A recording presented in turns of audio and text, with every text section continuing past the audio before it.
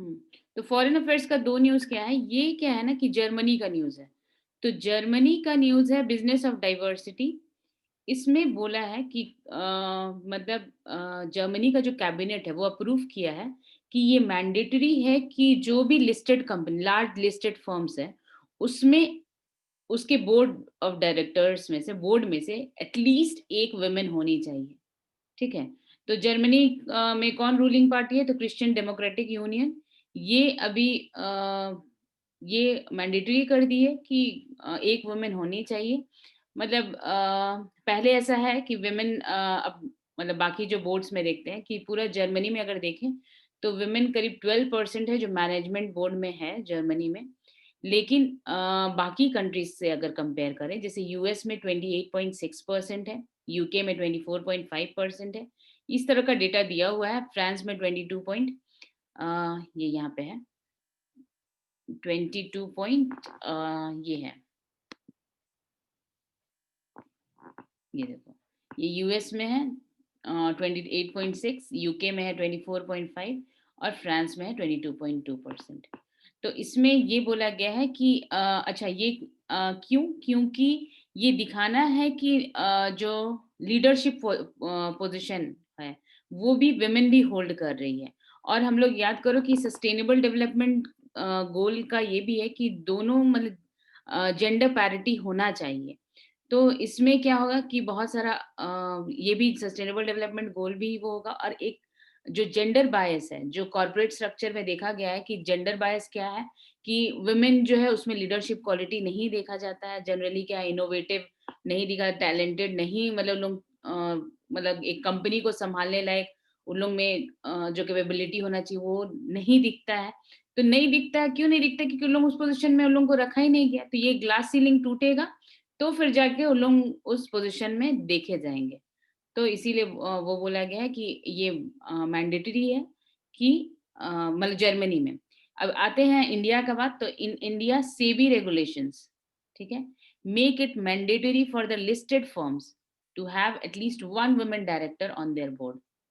ठीक है, सेबी भी ये रूल बना के रखी है इंडिया में कि आप अगर लिस्टेड कंपनी है तो आपको एक वुमेन डायरेक्टर होना ही चाहिए। ठीक है।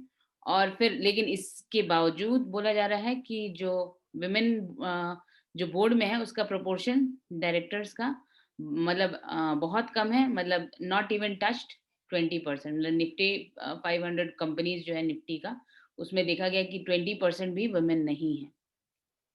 तो इससे रिलेटेड न्यूज है।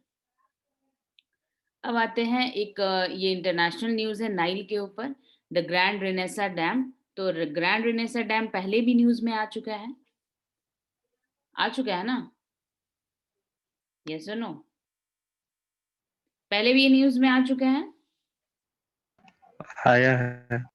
हाँ, तो ये अब मेरे को कोई बताओगे कि ये किस किस कंट्री के बीच में ये डिस्प्यूट है ग्रैंड रेनेसा डैम को लेकर के, किस किस कंपनी के बीच में डिस्प्यूट है, रेज योर हैंड्स।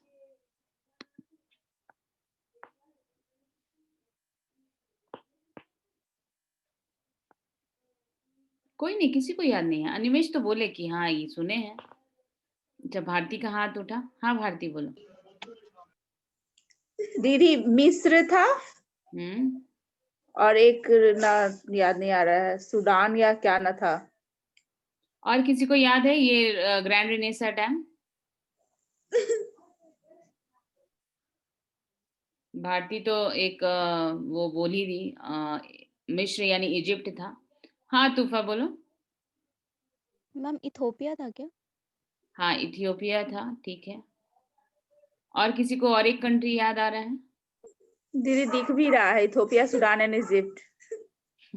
अच्छा ठीक है, हाँ तुम लोग को दिख भी रहा है। चलो हम उसको रेड नहीं किए लेकिन फिर भी दिख रहा है।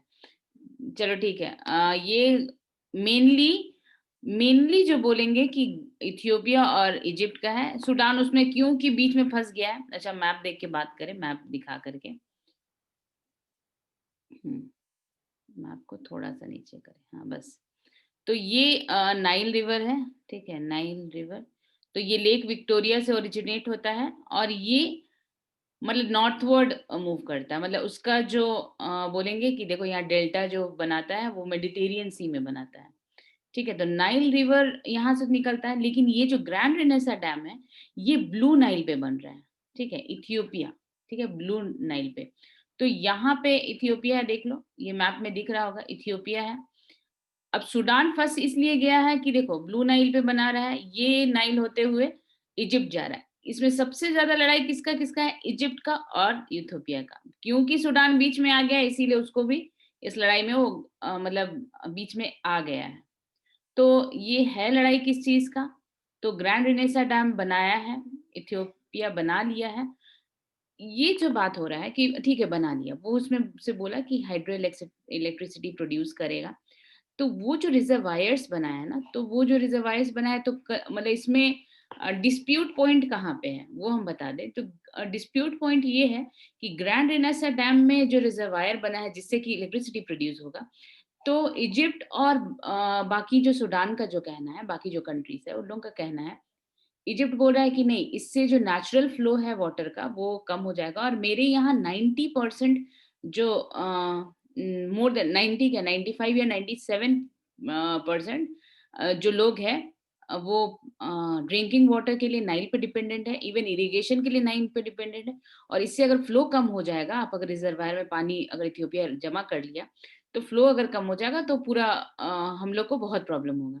सूडान भी बोला कि सूडान को एक फायदा क्या है कि वो बोला कि हाँ बाढ़ से तो बच सकते हैं, लेकिन फिर भी पानी का जो फ्लो है वो कम हो जाएगा, इसीलिए वो भी कंसर्न है। तो इथियोपिया बोला कि नहीं, मेरा हाइड्रो इलेक्ट्रिसिटी वो मेरे को एनर्जी एफिशिएंट भी होना है, और हाइड्रो इलेक्ट्रिसिटी प्रोड्यूस करने के लिए हमको रिजर्वायर में वो रखना ही पड़ेगा। और ये हम डैम तो बन चुका है। तो इजिप्ट का कहना है कि ठीक है रिजर्वायर बन चुका है, हाइड्रो इलेक्ट्रिसिटी पावर भी प्रोड्यूस करो। तो इसमें क्या बोला है, जो आप पानी जमा करेंगे, ठीक है, इथियोपिया को बोला जो आप पानी जमा करेंगे तो वो धीरे धीरे पानी जमा करो। अब बोलने का मतलब हम एक्सप्लेन कर रहे हैं। सपोज मेरे पास 2000 का टैंक है, मतलब ये बहुत कम ही वर्ड, 2000 लीटर का टैंक है। ठीक है, वो बहुत बड़ा फिगर होगा वो रिजर्वायर का। लेकिन अब मेरे सपोज मेरे पास पानी ही आता है करीब 30,000 लीटर। ठीक है, और 20,000 सपोज 20,000 लीटर मेरे को मेरा टैंक है, और 30,000 लीटर पानी मेरे यहाँ से फ्लो होता है।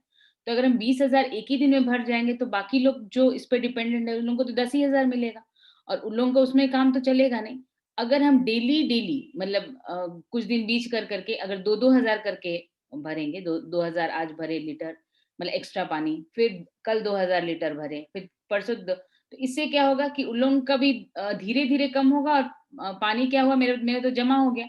तो यही बात इजिप्ट बोल रहा है कि आप जो रिजर्वायर में, ठीक है, इथोपिया को बोल रहा है कि जो रखना है रखे, लेकिन क्या है कि पानी को धीरे धीरे मतलब वो रिजर्वायर में भरे। ठीक है, एक ही बार नहीं कि पूरा रिजर्वायर भर्ती कर ले तब पानी छोड़े, रिजर्वायर में धीरे धीरे करके पानी भरे, जिससे कि क्या होगा कि जो लेवल होगा वो बहुत ज्यादा कम नहीं होगा। ठीक है, तो इसी को लेके ये है। और इथियोपिया, इस पे कोई बातचीत नहीं हो रहा है, मतलब दोनों में कंसेंसस नहीं बैठ रहा है। तो इसी को लेके मतलब सबसे बड़ा जो प्रॉब्लम है इसी को लेकर के है।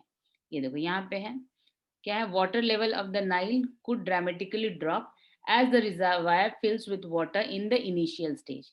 इनिशियल स्टेज में ही अगर रिजर्वायर को भर देंगे तो ये इजिप्ट क्या बोल रहा है, Egypt proposed a longer timeline for the project over concern. मतलब ये बोला कि ठीक है पानी भरो, लेकिन उसका जो टाइम ड्यूरेशन है, जैसे दो, अगर तुम इसी साल मतलब 2 महीना में वो भर रहा है 2 मंथ्स में, तो नहीं, तुम उसको 12 मंथ्स में धीरे धीरे करके भरो। मतलब यही कंसर्न है। ठीक है, और जो बोल दिए ये यही डिस्प्यूट है दोनों में।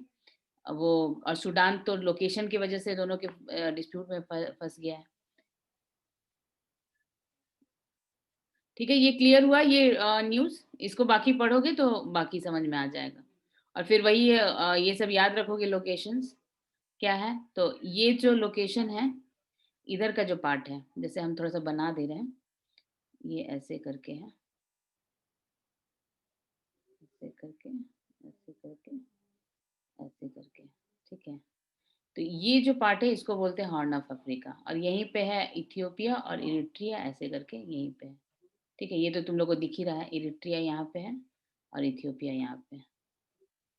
ठीक है, और ये इजिप्ट का पार्ट यहाँ पे। तो ये तो खैर इसमें मैप में दिख रहा है, और उसको बोलते हैं हॉर्न ऑफ अफ्रीका। बाकी पढ़ लोगे, वो आ जाएगा। अच्छा, मैसेज टू कोलंबो, ये भी न्यूज़ है। तो कोलंबो यानी श्रीलंका। तो इसमें क्या है ना, श्रीलंका में एक 13th अमेंडमेंट है, 13th अमेंडमेंट। ठीक है, तो 13 अमेंडमेंट किस चीज से रिलेटेड है? तो वहां का प्रोविंशियल जो इलेक्शन होता है, ठीक है, प्रोविंशियल इलेक्शन, उससे रिलेटेड है।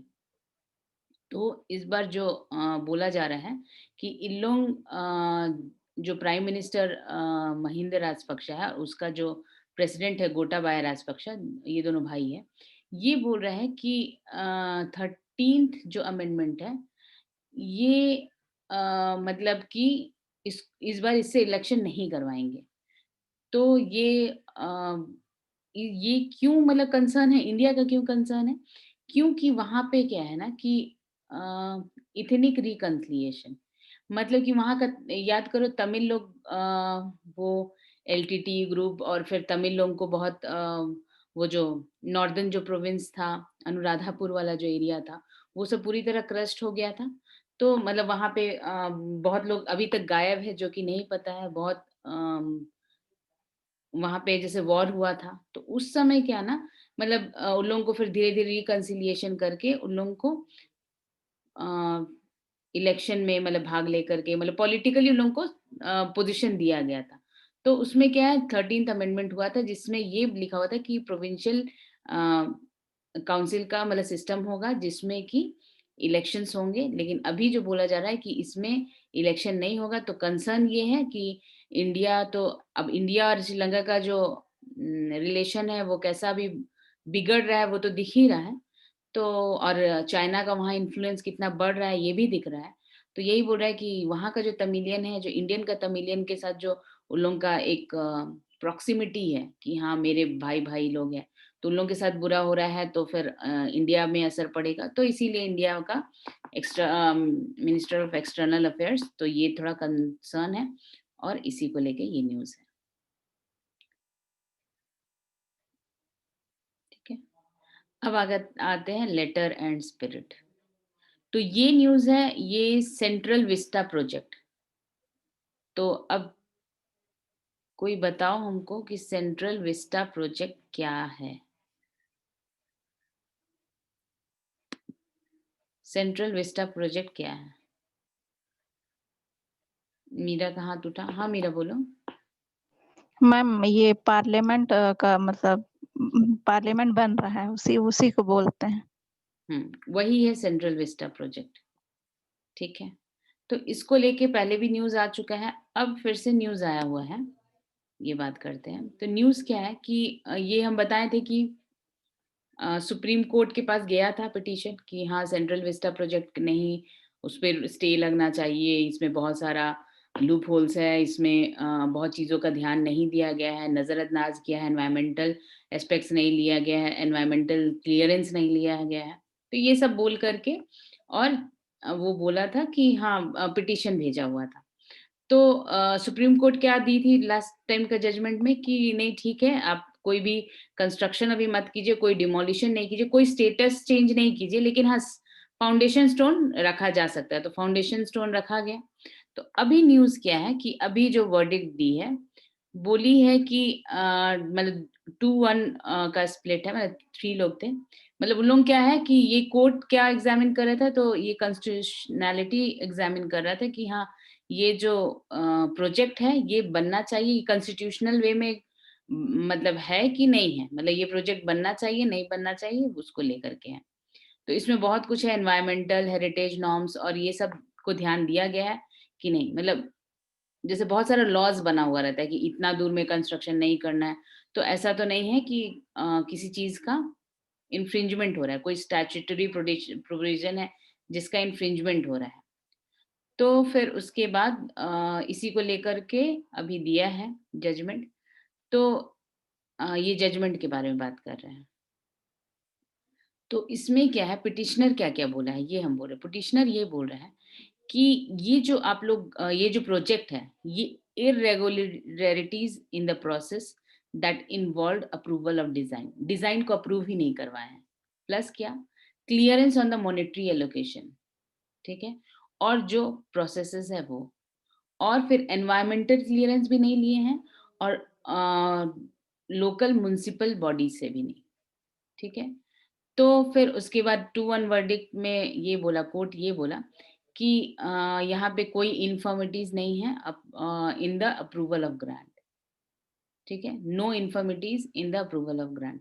तो इसमें जस्टिस का वो भी है, कौन डिसेंटिंग नोट दिया, कौन क्या किया। और फिर उसके बाद अब आते हैं मास्टर प्लान कैसे-कैसे मॉडिफाई होगा।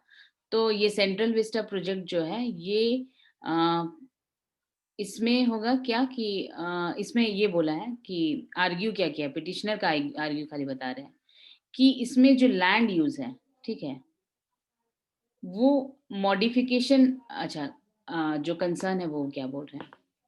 पूरा हम क्योंकि जिस्ट है अलग-अलग से, तो इसमें बात क्या हुआ ना, बोला कि अभी जो जहाँ पार्लियामेंट है ना, उसके बगल में पार्क है, ठीक है? तो ये जो नया सेंट्रल विस्टा प्रोजेक्ट जो बनेगा ना, वो पार्क बहुत दिनों से वो बंद है, ठीक है? किसी के लिए वो खुला नहीं है, वो पार्क बंद ही है। तो ये जो सेंट्रल विस्टा जो अभी नया जो पार्लियामेंट बनेगा, वो पार्क को भी इंक्लूड कर लेगा। तो बोलने का मतलब पिटिशनर ये बोल रहा है कि वो पार्क तो ठीक है, पब्लिक के लिए बंद है, तो उसको क्यों ले रहा है? मतलब उसको भी ले रहा है, पहले पिटीशन ये दिया।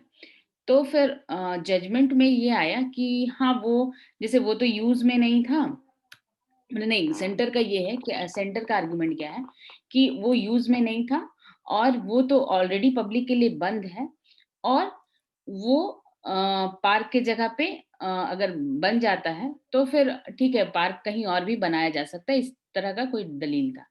तो पिटिशनर का कहना ये है कि ठीक है, लैंड यूज़ कैसा होना चाहिए? मतलब जैसे अगर वहाँ पे पेड़ है, तो बहुत साल पुराना पेड़ होगा, अगर आप उसको काटते हैं, तो उस साल मतलब बहुत साल पुराना पेड़ को फिर से लगाना तो पॉसिबल नहीं है और उस एनवायरनमेंट को मतलब वो जो एनवायरनमेंट को जितना प्रोटेक्शन देता है, वो प्रोटेक्शन तो आपका नया प्रोजेक्ट तुरंत तो नहीं देगा।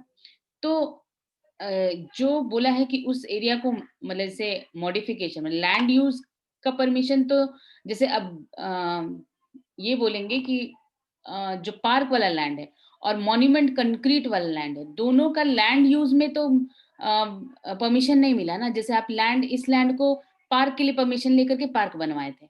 अब उसी लैंड को बोल रहे हैं कि नहीं खाली है तो यहाँ पे बनवा लिए, तो उसके लिए तो परमिशन लेना पड़ेगा ना कि यहाँ कंक्रीट का कुछ बनवाएँगे। तो वो सब लेकर के पिटिशनर वो डाला हुआ है और फिर वही सब है प्लॉट नंबर 2 ये सब है कि जो अभी करेंटली पार्क है, ठीक है? तो land use for the plot was changed from recreation government use मतलब वो पार्क किसके लिए था? मतलब रिक्रिएशन मतलब लोग जाएँगे, घूमेंगे, फिरेंगे, थोड़ा-सा मूड मतलब जैसे होता है कि थोड़ा-सा चेंज होगा, रिक्रिएशन मतलब कि मेंटली थोड़ा रिलैक्स होंगे। लेकिन ये क्या कर दिया, ये गवर्नमेंट यूज़ में ला दिया। ठीक है। फिर उसके बाद और क्या है, court took the view that since the park has anyway been closed court ये बोला कि पब्लिक के लिए तो वैसे भी क्लोज़ था, ठीक है? तो change in land use will not be any actual reduction of area available to the public. ये बोल रहा है कोर्ट क्या बोल रहा है? बोल रहा है कि नहीं, जो लैंड जो यूज़ करने के लिए पब्लिक के लिए जितना लैंड यूज़ करने के लिए था, उसमें तो कोई कमी नहीं कर रहा है। जितना लैंड पब्लिक के लिए यूज़ के लिए था, वो तो ऐसे भी ये वाला बंद था। तो इसीलिए पब्लिक यूज़ के लिए तो कुछ कम ही नहीं कर रहा है। और फिर उसके बाद यही बोला कि ये क्या होगा कि कंपनसेट दिस चेंज मतलब गवर्नमेंट इसको कंपनसेट करेगी इस चेंज को और जो चेंज इन लैंड यूज़ जो प्रोवाइड है रिक्रिएशन स्पेस देगी 3 डिफरेंट लोकेशंस में इन द नेबरहुड, ठीक है? लेकिन पिटिशनर क्या बोल रहा है? वो होल प्रोसेस में यही बोला है कि अ, ये बोला है ऑब्जेक्शन क्या बोला है कि 1 सेकंड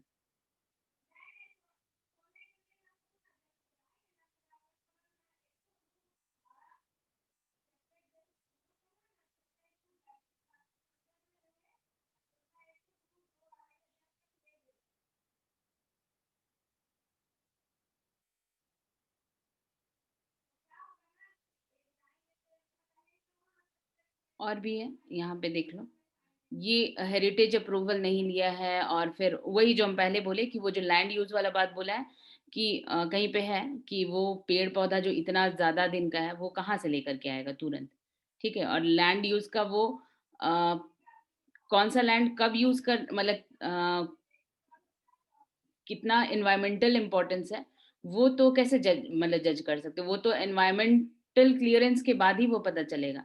तो ये सब पढ़ना, ये पूरा डिटेल में दिया हुआ है, मेरे ख्याल से समझ में आ जाना चाहिए, ठीक है। तो इसमें एक डिसेंटिंग नोट भी है, डिसेंटिंग नोट भी इम्पोर्टेंट होता है, तो वो एक बार देख लेना। चलो आगे, ये क्या है, महाराष्ट्र में अनयूजुअल रेन हुआ है, कब, जनवरी में, जो कि क्रॉप्स को नुकसान पहुंचाया है। तो इसमें क्या है कि जनरली क्या है कि महाराष्ट्र, पुणे महाराष्ट्र में जो रेनफॉल होता है साउथ वेस्ट मानसून से होता है, जो जून और सितंबर में होता है, और विड्रॉल के टाइम में अक्टूबर। लेकिन अभी जो बोल रहे हैं कि जनवरी के मंथ में, जो दिसंबर और जनवरी के मंथ में जो हुआ है, ये इससे क्या हुआ है, ये जनवरी में, ठीक है। तो ये हुआ है जिससे कि क्या है कि जो अगर क्रॉप्स लगे हुए हैं तो उन लोगों को नुकसान पहुंचता है। तो ये मतलब कुछ कुछ को प्रोटेक्ट किए हैं, लेकिन मतलब कुछ कुछ नुकसान पहुंचा है। अब आगे आगे आते हैं, youth kill endangered dolphin in UP. अच्छा ये बताओ, हमारा aquatic sorry national aquatic animal क्या, कौन है, मतलब क्या है, कौन सा है national aquatic animal?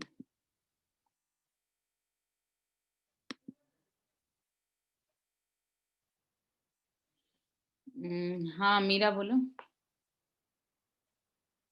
Gangetic dolphin. हाँ गैंजेटिक डॉल्फिन।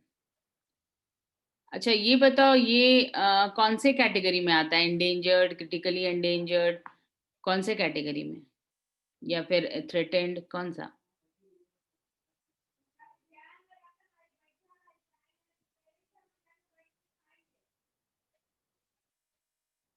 हाँ भारती बोलो।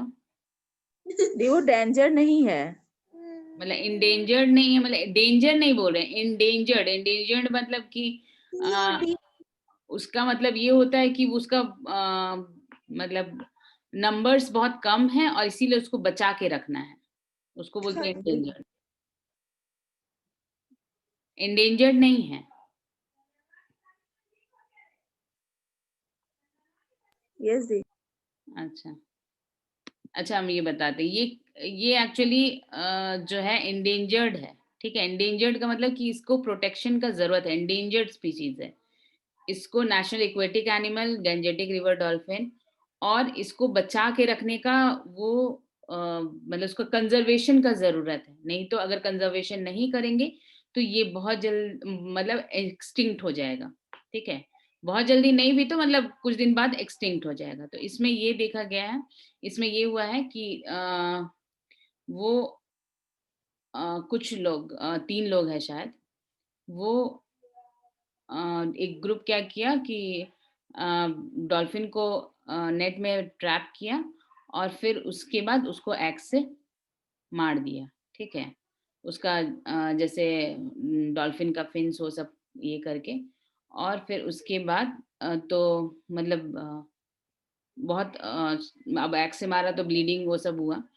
तो इसके लिए 3 लोगों को जेल में डाला गया।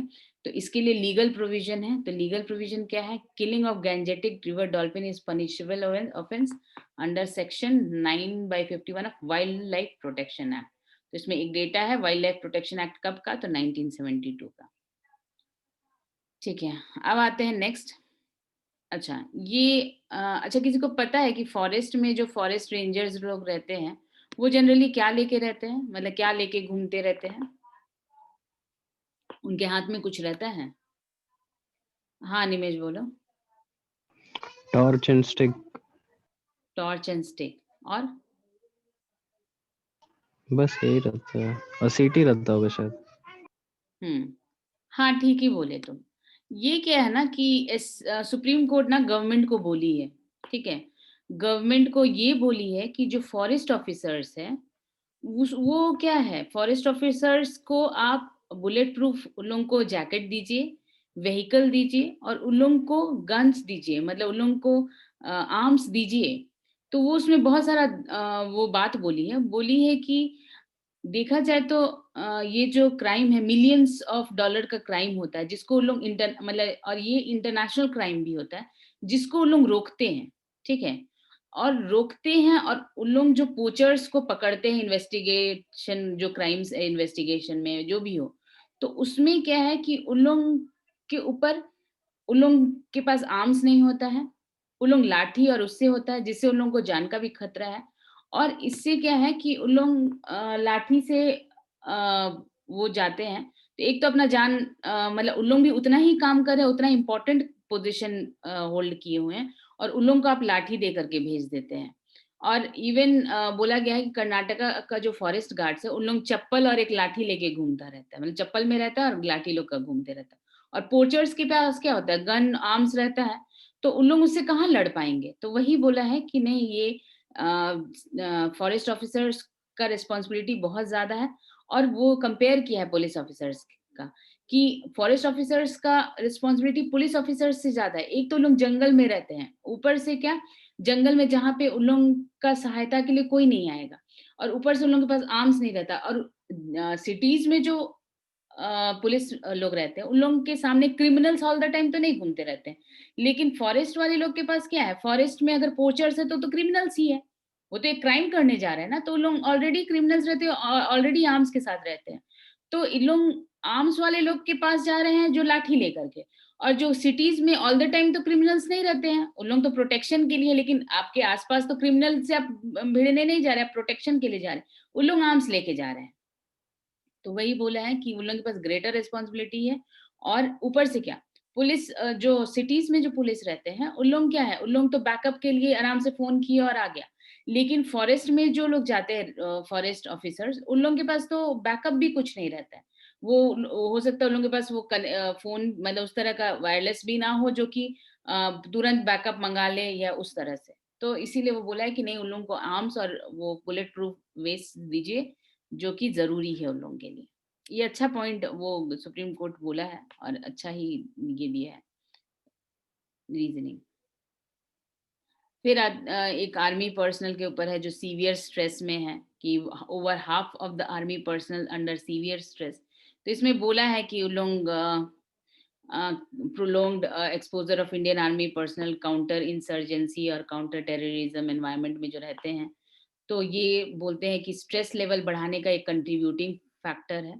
ठीक है, रिसर्च हुआ था 1920 में, AK मोर करके सीनियर रिसर्च फेलो जो USI के हैं, वो बोले कि जो स्ट्रेस है इंडियन आर्मी में, वो बहुत ज्यादा एक्सपोजर किससे, तो ये टेररिज्म वाला एनवायरनमेंट में रहने की वजह से उन लोगों को स्ट्रेस हुआ है, मतलब ज्यादा। फिर ये भी बोला है कि ऑफिसर्स जो कंपेरेटिवली है, वो उनका जो स्ट्रेस है वो ज्यादा है किससे, जूनियर कमीशन ऑफिसर्स और अदर रैंक्स वाले लोग से। ठीक है, तो हो सकता है कि वो अदर पॉजिटिव फैक्टर भी हो। तो ये इसमें न्यूज़ है, ये पढ़ना बस उसका एक। अब आ जाते हैं, अच्छा यहाँ क्वेश्चन पूछेंगे।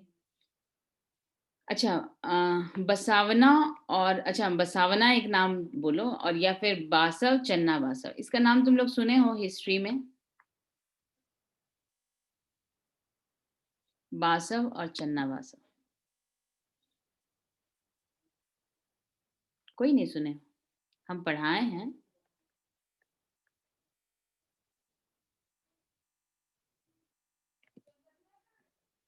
कोई नहीं, बासव और चन्ना बासव।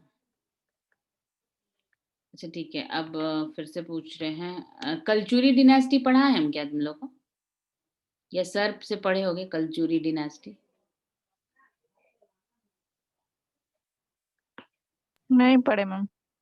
अच्छा ठीक है, कलचुरी डिनेस्टी में ना एक बिज्जल था, ठीक है, बिज्जल, उसी के टाइम में बासव और चन्ना बासव थे। ठीक है, तो जो बासव है उसका, उसको बसावना भी बोलते हैं, वो एक सेक्ट शुरू किया था, मतलब सेक्ट था, जिसको बोलते हैं बसवेश्वरा, और ये बोलते हैं ये लिंगायत लोग का है। ठीक है, लिंगायत। तो ये जो लिंगायत है वो ये उसका बसाव कल्याण करके एक इम्पोर्टेंट पिलग्रिम सेंटर है जो लिंगायत लोग के लिए। लिंगायत क्या है ना, अभी बहुत 1-1.5 साल पहले लिंगायत लोग का बहुत न्यूज आया था। लिंगायत वो अलग धर्म, मतलब वो अपना माइनॉरिटी स्टेटस का बात कर रहे थे, मतलब वो हिंदू धर्म में आते हैं, लेकिन वो बोल रहे थे कि हम लोग को अलग धर्म निर्धारित कर दिया जाए। ठीक है, उन लोग डिफरेंट ही है, थोड़ा सा डिफरेंट क्या है, उन लोग जैसे कि बोला जाए तो एक आइडियल सोसाइटी टाइप का है, मतलब कि उन लोग सती प्रथा के, मतलब हिंदू में है लेकिन सती प्रथा के अगेंस्ट में है, प्रो चाइल्ड मैरिज, मतलब against child marriage, window marriage के समर्थक थे। फिर इवन वो लोग जैसे उन लोग क्या करते हैं, उन लोग का एक और कल्चर में डिफरेंस क्या है कि जैसे कि हिंदू धर्म में क्रिमेशन किया जाता है, मतलब लोगों को जलाया जाता है, लेकिन वो लोग ये करते हैं, मतलब दफनाते हैं। और फिर उसके बाद उन लोग एक शिव का छोटा-छोटा शिवलिंग टाइप का पहनते हैं, जिन मतलब इष्ट शिव जो उन लोग जिनको मानते हैं, ठीक है? ये लिंगायत लोग हैं। तो ये बासव, चन्ना बासव का ही स्टार्ट किया हुआ है, मतलब वही मतलब उसका फाउंडर वही है। तो अभी कर्नाटका के चीफ मिनिस्टर येदुरप्पा वो फाउंडेशन स्टोन रखे किसके, तो न्यू अनुभव मंडप, वो बसाव कल्याण का है। और ये क्या है, ये जो बासव थे वही 12th सेंचुरी पोएट और फिलोसोफर थे। तो वही वीर शैव और लिंगायत कम्युनिटी का वो फाउंडर थे। ठीक है, बहुत न्यूज़ आया था उन लोगों का। यही इसीलिए उस समय जब इलेक्शन था ना, तो ये बहुत चला था कि हाँ, तुम लोग को अलग माइनॉरिटी का स्टेटस मिल जाएगा, अलग धर्म का स्टेटस मिल जाएगा, लेकिन ऐसा नहीं हुआ। ठीक है, वो हिंदू धर्म के अंदर ही है। अच्छा, यहाँ पे कुछ डेटा है।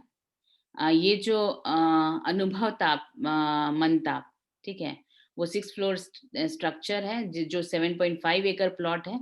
ये बसवेश्वरा फिलॉसफी पे है। बोलते हैं कि 12th सेंचुरी में जो अनुभव मनताप है ना, ये first parliament of the world, ठीक है, इसको first parliament of the world भी बोला जाता है, किसको, अनुभव मनताप को। ये बसाव कल्याणा में है, जो कि वो बसव कल्याणा में वही बसवेश्वरा जो वही इसका एस्टेब्लिशमेंट किया था, जो कि फिलोसोफर और सोशल रिफॉर्मर्स था। ये बोलते हैं ये ब्राह्मण था, लेकिन पूरा जो इसका काम था वो एंटी ब्राह्मण था, मतलब इस टाइप का। ठीक है, पढ़ना। ये जो बिल्डिंग है ये कल्याणी का, ये इंपॉर्टेंट बात है, कल्याणी के कल्याण चालुक्यन स्टाइल में है। ठीक है, कौन सा, अनुभव मंताप, ये इम्पोर्टेंट है क्योंकि ये सब बहुत ज्यादा वो ध्यान देने लायक है कि आर्किटेक्चर क्या है इसका। ठीक है, फ्लू इन फुल फ्लाइट, तो ये बर्ड फ्लू, ये इन्फ्लुएंजा का आया है, पैथोजेनिक एवियन इन्फ्लुएंजा सब टाइप्स H5N1 और H5N8, जिसका एपिसेंटर 4 स्टेट्स है। कौन कौन सा, राजस्थान, मध्य प्रदेश, हिमाचल प्रदेश और केरला। ठीक है, इसमें बहुत सारा पोल्ट्री बर्ड्स और हरियाणा में वो मरे हैं, झारखंड में, गुजरात में, और ये बहुत अलार्मिंग सिचुएशन हो गया है। तो इसमें बोल रहे हैं कि 2 सब टाइप्स हैं जो कि डिफरेंट बर्ड्स को टारगेट कर रहे हैं। तो जैसे कि राजस्थान में क्रोज, ठीक है, मध्य प्रदेश, फिर माइग्रेटरी बर्ड्स जो हिमाचल प्रदेश में, माइग्रेटरी बर्ड्स को, फिर पोल्ट्री बर्ड्स केरला में पोल्ट्री बर्ड्स को। तो ये बोल रहे हैं कि H5N1 कंफर्म हुआ है। ठीक है, और बोल रहे हैं कि 2000 माइग्रेटरी बर्ड्स का मरने का रीजन ही H5N1 है। और H5N8 जो आइडेंटिफाई किया है वो पोल्ट्री जो है, जो केरला में है, पोल्ट्री में जो भी बर्ड्स है उन लोगों के लिए है, और जो कि क्रोज। तो 2 तरह के क्या है, एक है H1N5, सॉरी H5N1 जो कि माइग्रेटरी बर्ड्स, ठीक है, और क्रो, और जो H5N8 ये किसके लिए है, तो ये पोल्ट्री के लिए है। और सॉरी अगेन फिर हम रिपीट कर रहे हैं, H5N1 किसके लिए है, तो ये है जो क्रोज है और माइग्रेटरी बर्ड्स, ठीक है, क्रोज एंड माइग्रेटरी बर्ड्स लिख ही दे रहे तब याद रहेगा। माइग्रेटरी कहाँ कहाँ पे? तो राजस्थान और मध्य प्रदेश, राजस्थान, मध्य प्रदेश और हिमाचल प्रदेश। हाँ ठीक है, माइग्रेटरी बर्ड्स हिमाचल प्रदेश, और H598 है पोल्ट्री, और 100 ऑफ कोर्स क्रोर्स, फिर से हम बोल रहे हैं, हम यहाँ पे फिर थोड़ा सा कंफ्यूज हो गए। H5N1 है सिर्फ माइग्रेटरी बर्ड्स के लिए, जो कि हिमाचल प्रदेश में है, ठीक है। H5N8 है जो पोल्ट्री जो केरला में है, और क्रोज जो राजस्थान और मध्य प्रदेश में है, ठीक है। ये है क्रोज के लिए, ये नहीं, ये सिर्फ माइग्रेटरी के लिए, और ये है क्रोज के लिए, और क्रोज के लिए, और तो लिख रहा है बड़ा अजीब, और ये है पोल्ट्री के लिए, पोल्ट्री, ठीक है। तो ये उसी के बारे में है, और इवन ये बोला है कि जो इसमें बोल रहा है कि बहुत ज़्यादा वो बायोसिक्योरिटी का ज़रूरत है। क्यों? क्योंकि ये प्रॉपर अगर डिस्पोजल नहीं होगा डेड बर्ड्स का, तो और भी बाकी लोग में फैलेगा।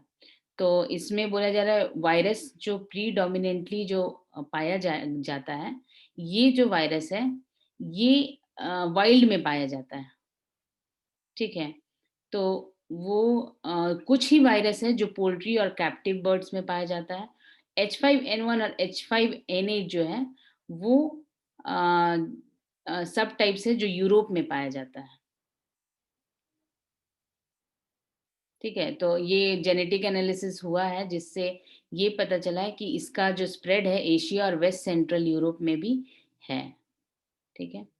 तो ये बोल रहे हैं कि जो एवियन इन्फ्लुएंजा वायरस है वो स्पीसीज में, मतलब जैसे क्रॉसिंग द स्पीसीज बैरियर, मतलब स्पीसीज का बैरियर को क्रॉस कर रहा है, और डायरेक्टली ह्यूमंस को भी ओकेजनली इन्फेक्ट कर रहा है, ठीक है। वैसे ह्यूमन टू ह्यूमन जो स्प्रेड है वो रेयर है, लेकिन स्पीसीज का बैरियर को क्रॉस कर रहा है और ह्यूमंस को भी समटाइम्स इफेक्ट कर रहा है, ठीक है।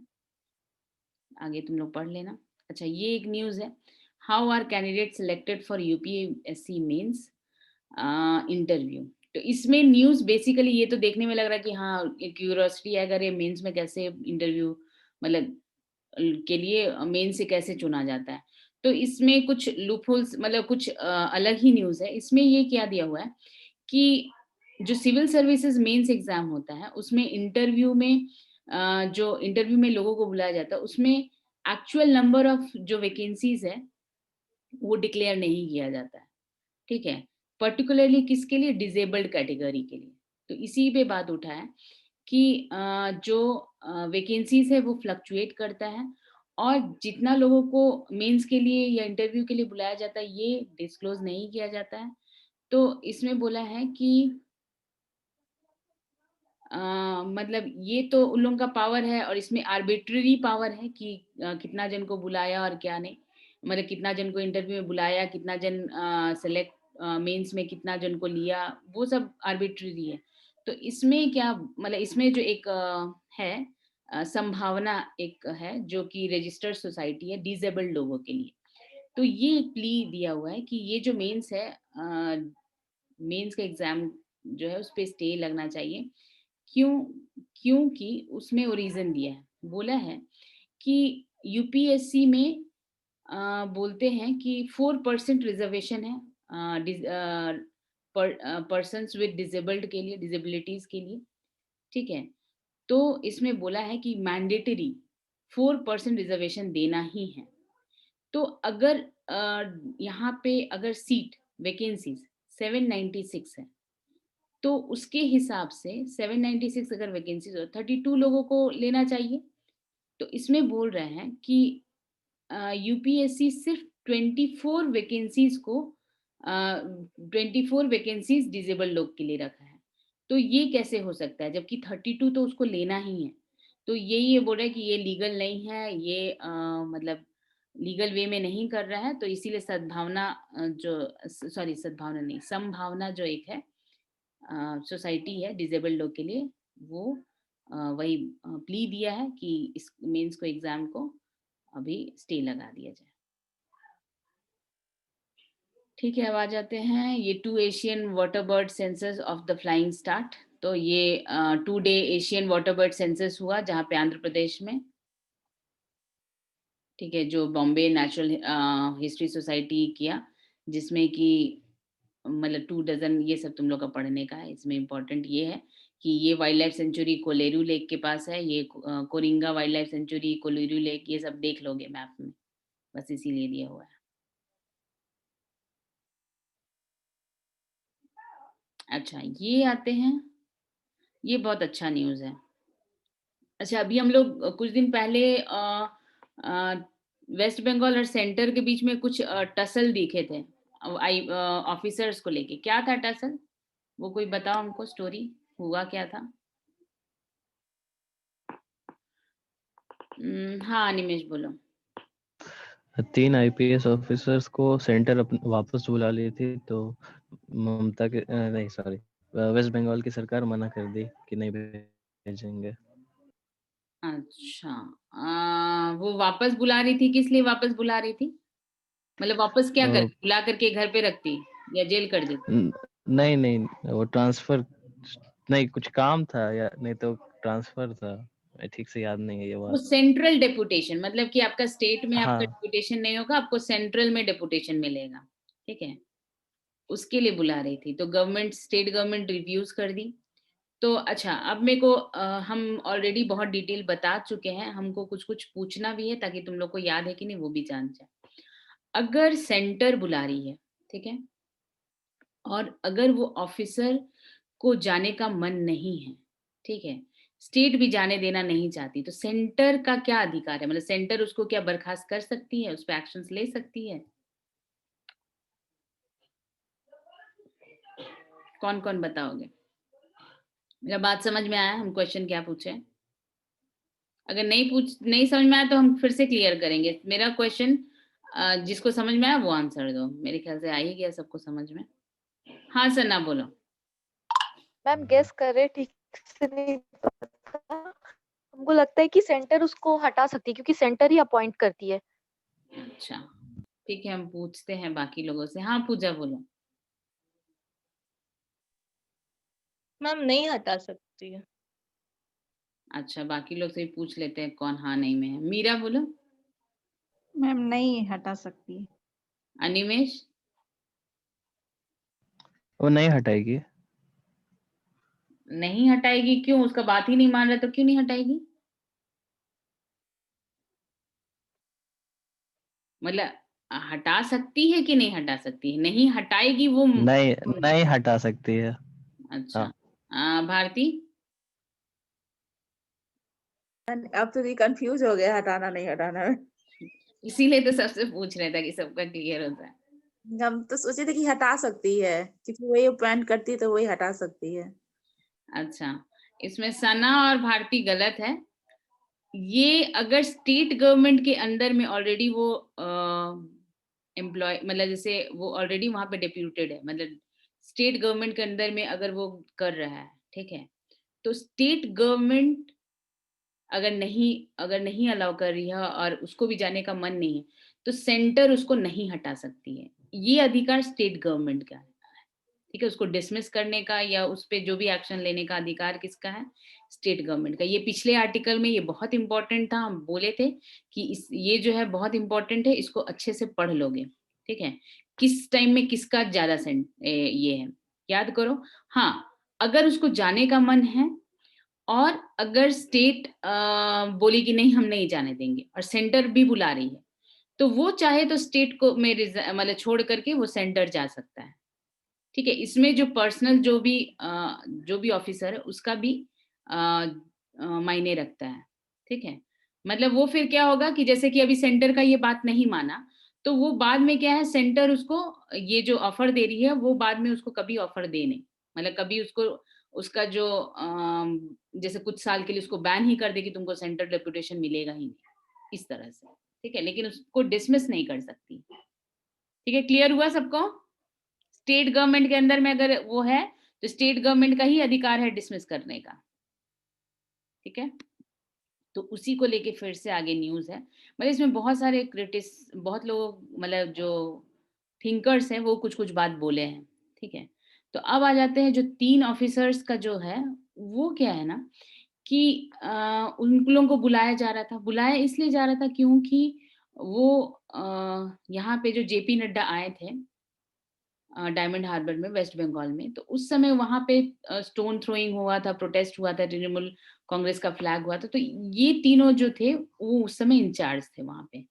तो इसीलिए सेंटर इन लोगों को वहाँ बुला रही थी, बोली कि आप लोग तीनों आईपीएस ऑफिसर्स को बोली सेंट्रल डेपुटेशन में आने के लिए, तो ये मना कर दिए। ठीक है, तो यहाँ पे जो है, यहाँ क्या दिख रहा है? यहाँ दिख रहा है कि ये जो बुला रही है सेंटर, तो ये ड्यूटी करवाने के लिए नहीं बुला रही है, वो पेनलाइज करने के लिए बुला रही है। ठीक है, वो क्या है? तो अब ये बोला जा रहा है कि इसके लिए अगर आपको करना है तो आप इंक्वायरी करवाइए, मतलब उसमें सेंटर का कोई अधिकार नहीं है कि वो मतलब डिसीजन खुद भी ले ले और ऑफिसर्स को मतलब तुमको सबक सिखाएंगे, आओ तुम सेंटर आओ, मतलब इस तरह का थॉट दिख रहा है कि सेंटर में लेकर के आके उस सबक सिखाएंगे। ठीक है, तो बोलते हैं कि यहाँ पे जैसे मिनिस्ट्री ऑफ होम अफेयर्स जो है वो कंट्रोलिंग अथॉरिटी है और फॉर ऑल आईपीएस ऑफिसर्स, तो यहाँ पे दिख रहा है कि ये यहाँ पे लोगों को सबक सिखाने का बात हो रहा है कि उन लोगों को सबक सिखाया जाए बुला करके। अब आते हैं कि ये जो 3 ऑफिसर्स हैं उन लोग इंडो तिब्बतन बॉर्डर, फिर सशस्त्र सीमा बल और पुलिस रिसर्च डेवलपमेंट, मतलब वहाँ पे पोस्ट करने का वैसा कुछ है। 3 officers have been posted to, मतलब उन लोगों को वहाँ पोस्ट। अब आते हैं डेपुटेशन का। ठीक है, तो यहाँ पे क्या है ना कि एक पैनल होता है, a panel of selected officers, तो वो प्रिपेयर करते हैं डेपुटेशन का। ठीक है, सारा जगह सेंट्रल आर्म्ड फोर्सेस का जो भी हो, सेंट्रल रिजर्व पुलिस फोर्स हो, बॉर्डर सिक्योरिटी फोर्स हो, सेंट्रल इंडस्ट्रियल सिक्योरिटी फोर्स हो, जो भी है, इवन सेंट्रल पुलिस ऑर्गेनाइजेशन का भी, जैसे कि इंटेलिजेंस ब्यूरो हुआ, सेंट्रल ब्यूरो ऑफ इन्वेस्टिगेशन हुआ, रॉ हुआ, नेशनल इन्वेस्टिगेशन एजेंसी हुआ, तो ये सब का क्या होता है, एक मतलब एक पैनल होता है। ठीक है, सिलेक्टेड ऑफिसर्स का, जो कि ये डेप्यूटेशन डिसाइड करते हैं। तो ये यहाँ पे इम्पोर्टेंट नोट ये है कि ये नॉमिनेट करते हैं, ठीक है, मिनिस्ट्री ऑफ होम अफेयर्स को, लेकिन ये तो नॉमिनेट हुए नहीं, मतलब इन लोग, ये तीनों का तो नॉमिनेशन नहीं हुआ, वो सिलेक्ट पैनल तो इन लोगों का नॉमिनेशन नहीं किया, वो इवन, ठीक है,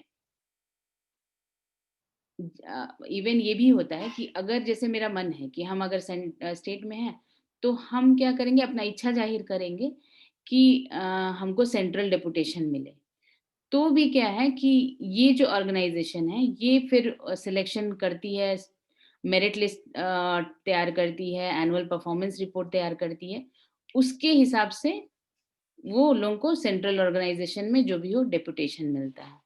तो यहाँ पे ये बोला जा रहा है कि यहाँ पे तो उन लोगों का मेरिट लिस्ट और वो सब कुछ नहीं, यहाँ पे तो एक सजा देने के लिए उन लोगों का डेपुटेशन हो रहा है। ठीक है, मतलब मेरिट लिस्ट तैयार होकर के डेपुटेशन नहीं है, इनएफिशिएंसी और on a ground of inefficiency और पनिशमेंट के आधार पे उन लोगों का सेंट्रल डेपुटेशन हो रहा है। तो ये क्या मतलब बता रहा है कि ये इससे तो क्या है, जो ऑफिसर्स होंगे वो डीमोरलाइज्ड होंगे। डीमोरलाइज्ड क्या कह रहे, हम ड्यूटी मतलब हम कर रहे हैं तो हमको अच्छा ड्यूटी के लिए नहीं मिल रहा है, हम खराब, मतलब मेरे को पनिशमेंट के तौर पे हमको सेंट्रल डेपुटेशन मिल रहा है। तो ये सब आया और ये सब बोल रहा है कि ये तो डिमोरलाइज होंगे ऑफिसर, और as a victim of political manipulation जो हुआ, जो कि उसके कारण हो रहे हैं, तो ये खराब बात है, यही सब बात आया हुआ है। और ये भी बोल रहे हैं कि जो सेंट्रल ऑर्गेनाइजेशन है, ये अब जैसे इम्पोर्टेंट पोस्ट है, जैसे आईबी, सेंट्रल इन्वेस्टिगेशन ब्यूरो, ये सब इम्पोर्टेंट पोस्ट है। अब और इस पोस्ट में आप ऐसा लोगों को डाल रहे हैं जो कि आप पेनलाइज, मतलब जिसको सजा देना है, अच्छा आओ तुम सेंटर का ही ऑर्गेनाइजेशन में काम करो। तो वो क्या है, वो तो अच्छा काम करने के बजाय बोले अरे मेरे को सजा दिया है अच्छा, तो उन लोग तो मतलब उन लोग के लिए मतलब आप क्या कर रहे हैं कि ये सब ऑर्गेनाइजेशन जो सेंट्रल ऑर्गेनाइजेशन है आप इसको कमजोर कर रहे हैं, मतलब इसको डंपिंग ग्राउंड बना रहे हैं, जो कि अनवांटेड जो स्टेट से बचे हुए हैं वो, और सेंटर जिसको सजा देना चाहता है आप इसमें डाल दे रहे हैं। तो ये सब बात ये उठाया है, इसको पढ़ना, अच्छा आर्टिकल है। ठीक है, मेरे बात समझ में आया हम क्या क्या बोलना चाहें, किसी को डाउट है क्या? ये अच्छा न्यूज़ था इसीलिए हम पूछना चाह रहे फिर से कि इसमें कोई डाउट है क्या किसी को, या मेरा बात नहीं समझ में आया हो, हम इतना जल्दी जल्दी बोल दिए तो, क्योंकि बहुत सारा पॉइंट वो उठाया है कि अब सेंट्रल ऑर्गेनाइजेशन को कैसे कमजोर भी हो रहा है ना वो, तो आई होप सबको समझ में आ गया। यस और नो? यस। अच्छा ठीक है, नेक्स्ट न्यूज़ है don't ignore the women farmers. ये भी बहुत अच्छा है, इसमें eminent agriculture scientist MS Swaminathan, अच्छा आप पूछेंगे MS स्वामीनाथन का नाम किस लिए आता है?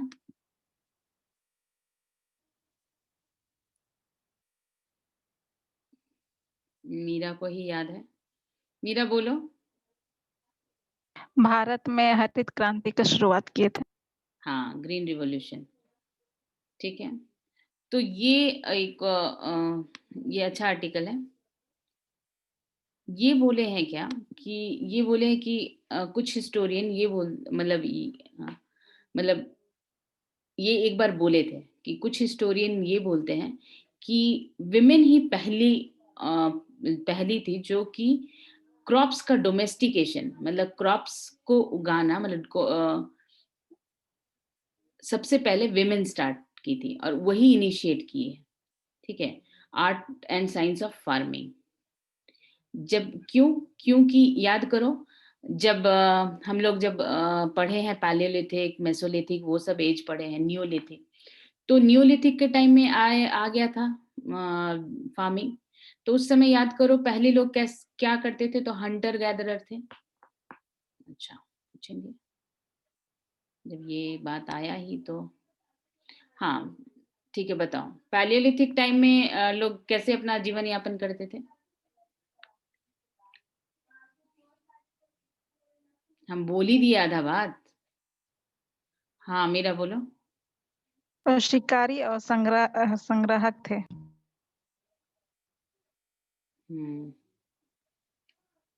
और उसके बाद ये पैलेलिथिक के टाइम में, मेसोलिथिक के टाइम में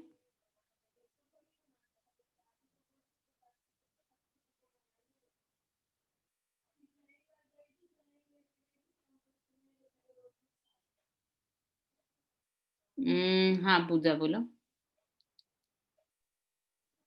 मैम वो शार्प वेपन्स का यूज करके फिर हंटिंग करने लगे। शार्प वेपन्स का यूज करके हंटिंग करने लगे, तो पहले भी तो हंटर ही थे, तो अभी शार्प वेपन्स, ठीक है। शार्प वेपन्स तो किस तरह के वेपन्स, ठीक है, शार्प वेपन्स अगर बोली हो तो किस तरह के वेपन्स?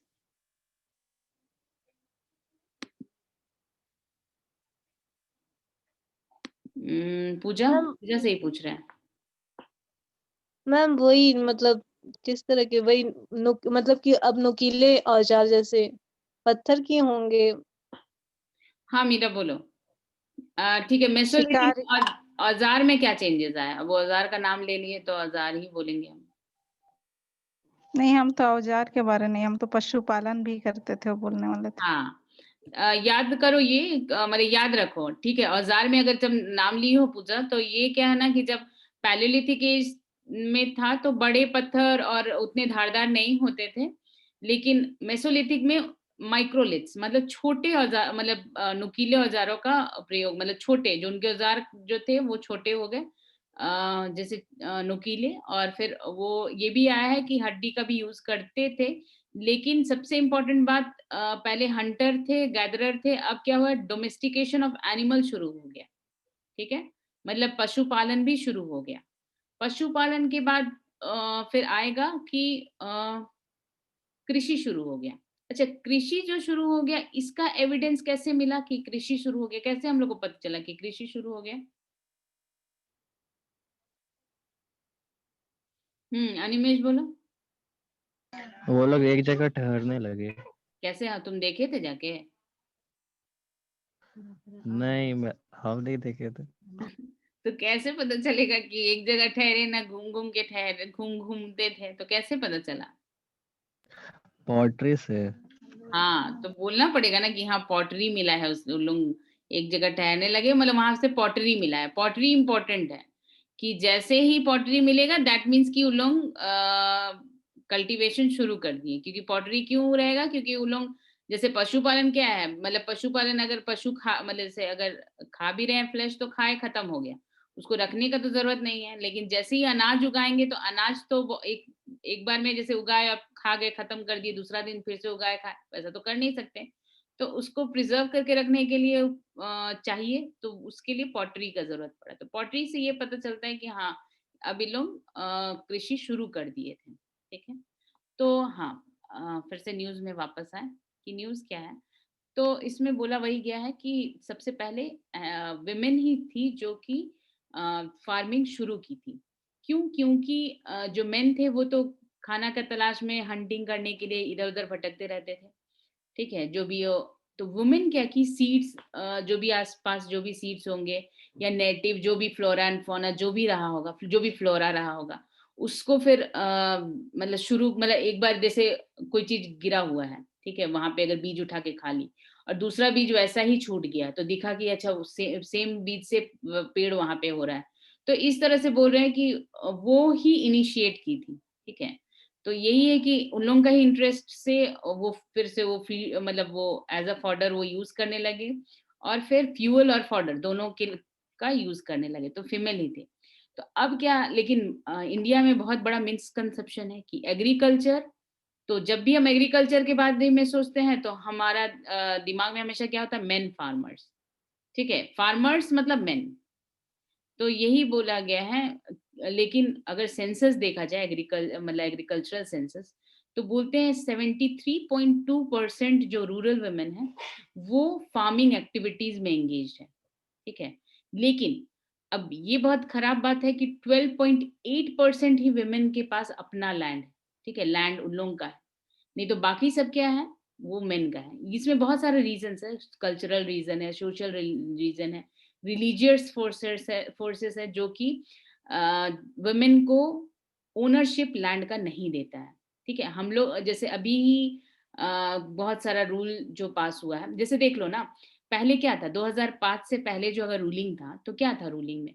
अभी तो खैर सुप्रीम कोर्ट कुछ अदर अलग ही टाइप का रूलिंग दे दी है, लेकिन 2005 से पहले क्या था कि अगर जो फादर का लैंड, अगर प्रॉपर्टी है, लैंड हो जाए कुछ भी हो, तो उसपे सिर्फ लड़कों का अधिकार होता था। यानी अगर लैंड है 10 एकड़ का, अगर 2 भाई है तो 5 एकड़ 5 एकड़, अगर 4 बेटी भी है तो वो बेटी का कुछ भी नहीं होता था। मतलब लैंड होल्डिंग किसका है, तो वो जो मेल है उन लोगों का। अब वो सोच लो कि तुम बोलोगे कि नहीं वो तो ससुराल गई, तो वहां पे तो ससुराल में भी तो उसका हस्बैंड का है, उसका कहाँ है। तो इसीलिए वुमेन का है ही नहीं। और अगर देखा जाए तो फार्मिंग में 73.2% जो वुमेन है एंगेज है सिर्फ फार्मिंग वर्क में। तो फिर ये मतलब यही परसेप्शन यही आता है कि फार्मर्स मतलब क्या, तो मेन का प्रोफेशन है, वुमेन का कोई नामो निशान नहीं। क्यों? क्योंकि लैंड ओन करती ही नहीं है, उन लोगों का अपने नाम पे जो जमीन होता ही नहीं है। तो फिर उसके बाद ये भी है कि Indian human development survey report ये बोला है कि 83% जो एग्रीकल्चरल लैंड है वो मेल मेंबर्स के मतलब इनहेरिटेड है, उन्हीं लोग को मिला हुआ है, और सिर्फ 2% है जो कि विमेन काउंटर पार्ट को मिला हुआ है। अभी 2005 के बाद हो सकता है किसी को प्रॉपर्टी मिला हो, लेकिन फिर भी वो लोग क्या करते हैं, वुमेन लोग का तो कल्चरल, हम क्या करेंगे, सब तो या तो भाई को ही दे देंगे या तो मेरा क्या है, हस्बैंड का ही है, मतलब उस टाइप का है। फिर उसके बाद और भी है, तो इसमें ये भी आया है कि एग्रीकल्चर में विमेन एज अ लेबरर, और मतलब एज अ लेबरर काम करती है। उन लोगों का लैंड ओन्ड नहीं है, मतलब उन लोग फार्मर भी नहीं है, फार्मर का उन लोगों को डेजिग्नेशन ही नहीं मिला है, विमेन फार्मर नहीं। उन लोगों का डेजिग्नेशन क्या है, लेबरर्स, मतलब कल्टीवेटर्स, लेबरर, मतलब एग्रीकल्चरल लेबरर्स या फिर कल्टीवेटर्स। ठीक है, इसमें ज्यादातर लोग कौन कौन से हैं? शेड्यूल कास्ट, शेड्यूल ट्राइब और अदर बैकवर्ड क्लास के लोग हैं, जो कि सबसे ज्यादा जो है विमेन इस जो कल्चर मतलब शेड्यूल कास्ट, SC ST और बैकवर्ड क्लासेस के जो विमेन है वो एग्रीकल्चर में है। ठीक है, तो यही ये बोला गया कि विमेन को सिस्टमेटिकली एक्सक्लूड कर दिए गए, सिस्टमेटिकली एक्सक्लूड। और इससे क्या हुआ कि एक तो रिकॉग्निशन फार्मर्स का नहीं मिला। अब सोचो, फार्मर्स का रिकॉग्निशन नहीं मिला तो अब जो बेनिफिट्स है, जो गवर्नमेंट स्कीम्स है जो फार्मर्स के लिए है, तो उसमें तो विमेन है ही नहीं, मेल फार्मर्स के लिए है। ठीक है, तो विमेन तो है ही नहीं, तो उन लोगों को लोन भी नहीं मिलता है, लोन वेवर्स भी नहीं मिलता है, क्रॉप इंश्योरेंस सब्सिडीज, ये सब रिकॉग्नाइज्ड फार्मर्स को मिलता है, जो रिकॉग्नाइज्ड है। तो विमेन तो इसमें आ ही नहीं रही है। इवन जो सुइसाइड पे कंपनसेशन मिलता है तो वो फार्मर्स को मिलता है जो कि मेल है, तो विमेन को तो नहीं मिला। तो इसमें नॉन रिकॉग्निशन जो फार्मर्स है वो जो विमेन है, ये सबसे बड़ा प्रॉब्लम है। तो एक महिला किसान अधिकार मंच है, ठीक है, तो इन लोग ये बोला है कि unequal access to rights over land, water and forest, तो इसी को लेकर के उन लोग सपोर्ट सिस्टम बनाए हैं जिसमें कि वो वेमेन का इस पे बात करेगा। ठीक है, और मैम इसके हाँ बोलो। मैम तो ये तो कहीं लिखा भी तो नहीं है ना सिस्टम में कि मतलब वुमेन जो है वो एक्सक्लूडेड है इन सब चीजों से। अगर वो आगे बढ़कर मतलब ये सारे प्रिविलेज लेना चाहती तो नहीं ले सकती है क्या? नहीं, तो जैसे फार्मर्स के लिए होगा ना, तो फिर उसको क्या है ना कि जरूर ये सिस्टम में उन लोगों को अधिकार नहीं दिया गया होगा, इसीलिए ये न्यूज में ये बात उठाया है। नहीं तो ये न्यूज में उठाने का बात ही नहीं था। अगर इक्वली उन लोगों को स्कीम्स में मिल जाता, वेवर मिल जाता, और वो फार्मर्स, जैसे हम अगर कल्टीवेशन कर रहे हैं, ठीक है, तो एज अ फार्मर, जैसे मेरा अगर लैंड है, तो एज अ फार्मर मतलब मेरे को या तो फिर अपना कोई लीगल हायर को दिखाना पड़ेगा कि हाँ हम, मतलब उसको जाना पड़ेगा कि हाँ मेरा जमीन है और हम काम कर रहे हैं, या ऐसा कुछ। इसमें जरूर कोई लूप होल होगा जिसके कारण ये न्यूज में ऐसा दिया हुआ है, एकदम एग्जैक्टली दिया हुआ है कि लेबल्स, उन लोगों का लेबल क्या है, cultivator, agriculture labourers, but not farmers. यहाँ पे देख लो, the government is to turns a blind eye on their problem of non-recognition and conveniently labels them as a cultivators, agricultural laborers, but not farmers. Without any recognition, women are systematically excluded. Exclude कर दिया जाता है systematically from all benefits of government schemes. ये जरूर exclusion है, इसीलिए ये news में है। ठीक है, फिर उसके they are not guaranteed the ये rights। हाँ हाँ, मतलब ये पक्का है कि मतलब फार्मर है ही नहीं मतलब वुमेन? मतलब उन लोगों को डेजिग्नेशन नहीं है, मतलब कि अगर उन लोग बेनिफिट लेना चाहे कि हाँ हम फार्मर है, मेरे को भी वो सारा बेनिफिट्स दो, तो उन लोगों को नहीं मिलेगा। उन लोगों को एज अ कोई मेल पर्सन दिखाना पड़ेगा कि हाँ ये इसका लैंड है या फिर ये मतलब फार्मर है, तो फिर उसको मिलेगा, तभी ये अच्छा मैम, मिलेगा। हाँ हाँ, जब ये मतलब वुमेन को बोला जा रहा है लेबर के तौर पे काम कर रही है, तो लेबर के तौर पे काम कर रही है तो उसको पर डे अपना हिसाब किताब मिल जा रहा, तो फार्मर जब है नहीं तो उसको लॉस हो नहीं रहा, तो उसको फिर वेवर क्यों चाहिए? अच्छा कैसे नहीं हो रहा है? एग्रीकल्चरल लेबरर्स, अच्छा अब अच्छा बात उठाए शाश्वत। अच्छा एक याद करो कौन सा स्कीम था। दी तो जैसे किसान क्रेडिट कार्ड ये सब भी तो वुमेन के लिए नहीं होता होगा? हाँ वही तो बोल रहे ना, कुछ गवर्नमेंट बेनिफिट से वो लोग नहीं ले पा रही है ना, तभी तो ये बात उठा है।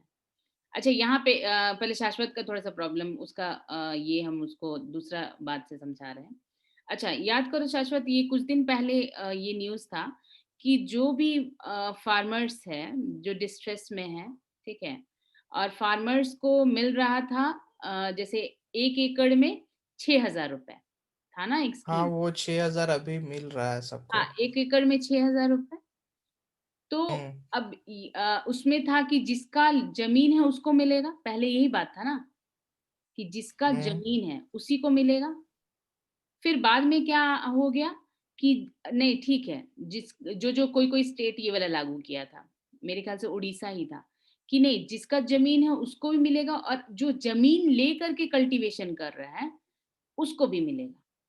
ठीक है, सपोज मेरा 1 एकड़ जमीन नहीं है, मतलब हम मेल मेल पर्सन देख लो हमको अभी फिलहाल के लिए, मेरा और हम वहां पे फार्मिंग कर रहे हैं, 1 एकड़ लेकर के, तो हम भी उस स्कीम को अवेल कर सकते हैं। लेकिन एज अ वुमेन, तुम बोल रहे हो कि विमेन कल्टीवेटर है, विमेन लेबरर है, तो विमेन लेबरर का तो पैसा मिल रहा है। नहीं, वहां पे वो लेबर कर रही है, तो लेकिन उसको तो फार्मिंग कर रही है ना, वो तो फार्मिंग का तो उसका वेवर मिलना चाहिए ना। अगर वो लोन उठा करके फार्मिंग करे, बीज खरीदी लोन उठा के, फर्टिलाइजर्स खरीदी लोन उठा के, लोन में ट्रैक्टर लेकर के आई, मतलब जो भी हो, कुछ दिन मतलब लोन में लेकर के आई कि हाँ रेंट पे लेकर के आई, अब उसका पैसा भी चुकाना है, तो उसके लिए तो गवर्नमेंट स्कीम्स जब दिया हुआ है, तो गवर्नमेंट स्कीम्स का उसको फायदा मिलना चाहिए ना। वुमेन है तो उसको क्यों नहीं तो मिलना फिर चाहिए? बात तो मैम, बात तो वही हो गया ना, मतलब वो फिर लेबरर कहाँ हो गई, वो तो फार्मर हो गई, वो तो ठीका फार्मर बटैया लेके नहीं बोला खेत जा में रहा ना, काम अभी कर ही रही बात है। उठा है, उन लोगों को फार्मर तो बोला ही फिर नहीं जा रहा है। आदमी में भी वही बात हो जाएगा जो औरत में हो रहा है। आदमी भी तो बहुत जन ठीका बटैया लेकर के काम करता है खेत में, तो उसको भी तो नहीं मिल रहा है 6,000, बैठे बैठे बाबा दादी को मिल रहा है 6,000 रुपया। तो नहीं, तो फिर कोई कोई, ये तो गवर्नमेंट का कुछ कुछ लूप होल्स है ना, लेकिन कोई कोई स्टेट तो ये बात बोल दिया ना कि नहीं, हम जो लोग लेबरर्स है उन लोग, मतलब जो लैंड किसी और का लेकर के भी अगर फार्मिंग कर रहा है, तो उन लोगों को दिया जाएगा। 1 एकड़ अगर जमीन हम किसी से ले करके अगर फार्मिंग कर रहे हैं, तो भी हमको मिलेगा। ये कोई कोई स्टेट किया था, इनिशिएटिव लिया था कि उसको भी मिलेगा। ठीक है, और रहा तो सवाल, फिर तो यहाँ एक पे एक तो एक एक एक एकड़ में जो फार्मिंग करेगा उसको लेबर कैसे बोलेंगे, वो तो फिर बड़का फार्मर हो हाँ गया ना। फार्मर हुआ ना, हाँ ठीक है, हम बात मान लिए। लेकिन अच्छा, फार्मर बन गया वो, ठीक है, हम फार्मर एज अ मेल, चलो तुम फार्मिंग किए, तुम फार्मर बन गए, तो तुम गए गवर्नमेंट के पास कि हाँ फार्मर्स के लिए स्कीम है, मेरे को ये स्कीम के अंतर्गत मैं डॉक्यूमेंट दे दिए, मिल गया। उसी जगह में लड़की, ठीक है, लड़की गई बोली कि हम फार्मर है, तो उसको फार्मर का खिताब ही नहीं दिया जा रहा, मतलब उसको फार्मर माना ही नहीं जा रहा कि आप फार्मर है। यहाँ डिफरेंस ये है, उसको रिकॉग्निशन ही नहीं मिल रहा है कि हाँ आप फार्मर है। तो फिर गड़बड़ है। हाँ, तो यही गड़बड़ है, यहाँ पे साफ साफ यही आया है न्यूज में कि उन लोग को, मतलब वुमेन, मतलब फार्मर, उन लोग सोचता ही नहीं है कि विमेन फार्मर है। ठीक है, उन लोगों को कल्टीवेटर, एग्रीकल्चरल लेबरर सबका खिताब दिया हुआ है, लेकिन फार्मर का नहीं हुआ, इसीलिए उन लोगों को एक्सक्लूड कर दिया जाता है गवर्नमेंट स्कीम से। हाँ, अब मैम भारती बोला, ये भारती को बोलिए। मैम हम बोले हाँ पूजा बोलो। मैम ये मेन रीजन तो ये है ना कि मतलब कहने के लिए तो मतलब है लॉ, लेकिन प्रॉपर्टी में राइट नहीं है, इसी वजह से है, यही कारण है। नहीं, प्रॉपर्टी में तो अब राइट मिल रहा है ना, लेकिन यही है कि प्रैक्टिकली तो नहीं है ना मैम, लैंड तो नहीं होगा हाँ वही है, पास। प्रॉपर्टी में नहीं, लैंड भी अगर, जैसे अब गांव का लैंड होगा तो उसमें भी मिलेगा, लेकिन फिर भी क्या है, उसको एज अ मेल पर्सन दिखाना पड़ेगा। जैसे बोलने का मतलब कि वो या तो अपना बेटा का नाम पे करे या तो अपना पति का नाम पे करे। विमेन अपने नाम पे कोई स्कीम नहीं ले पा रही है फार्मर्स के नाम, फार्मर्स बेनिफिट का। ठीक है, यही है, मतलब मुद्दा यहीं पे है। तो यही बात उठाए कि मतलब इतना कंट्रीब्यूशन देने के बाद विमेन, अच्छा गांव की औरत लोग करती क्या है, कुछ नहीं करती है, फार्मिंग ही करती है। तो औरत फार्मिंग करती है तो वो भी फार्मर है, यही है ना। लेकिन उन लोग नहीं, उन लोग फार्मर नहीं है, मतलब गवर्नमेंट उसको पूरा नजरअंदाज ही कर दिया, मतलब ये देखा जाए तो आंख बंद कर लिया है, या फिर उसको नहीं दिख रहा है कि विमेन को भी वही, मतलब यहाँ पे जेंडर पैरिटी रहना ही चाहिए कि या तो मेल हो या तो फीमेल हो। किसी का भी लैंड है वो ओन करती है या फिर ले करके कर रही है, अगर फार्मिंग कर रही है तो वो फार्मर है। ठीक है, तो इसी पे ये वाला पूरा आया हुआ है। फिर यही महिला किसान अधिकार मंच, ये वो कार्य कर रहा है। और क्या है, despite their large contribution to the sector, women farmers have not been reduced to marginal section और वल्नरेबल टू एक्सप्लॉयटेशन। क्यों? अब एक्सप्लॉयटेशन क्यों हो रहा है? क्योंकि सपोज, मेरा बात सुनाई दे रहा है ना? Yes ma'am. हाँ, सपोज सपोज देख लो, अब जैसे उन लोगों को क्या है कि यहाँ पे पहले पढ़ लेते हैं। There is gendered access to support system such as storage facility, transportation cost, cash for new investment for paying off old dues for और other services related to agricultural credit. ठीक है, जेंडर्ड एक्सेस, जेंडर्ड एक्सेस का मतलब क्या होता है, mail है तो मिलेगा, फीमेल है तो नहीं मिलेगा। अब यहाँ देखो, मेल आपको मेल फार्मर को हम क्या बोले, क्रेडिट कार्ड भी मिल रहा है, किसान जो भी गवर्नमेंट स्कीम है उससे भी पैसा मिल रहा है, वेवर भी मिल जा रहा है।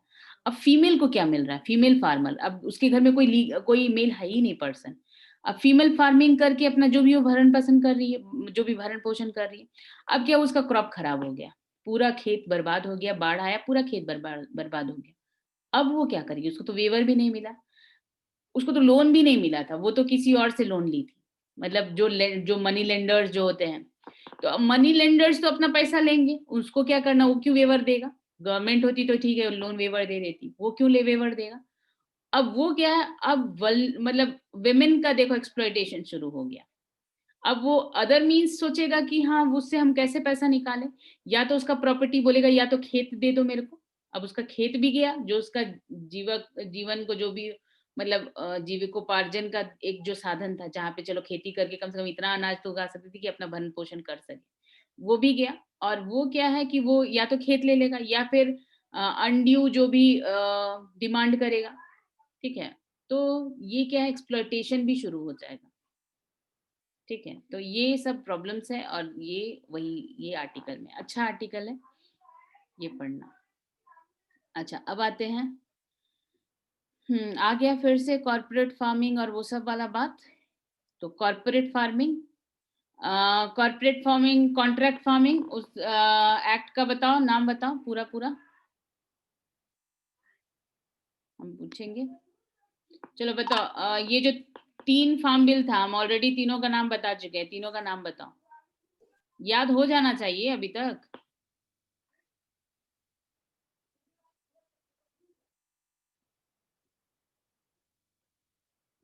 कोई नहीं,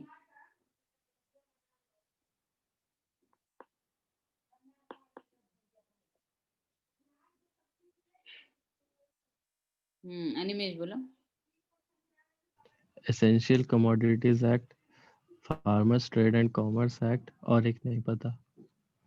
इतना शॉर्टकट अनिमेश, इतना ही याद था, छोटा छोटा ऑप्शन रहता तो बता देते।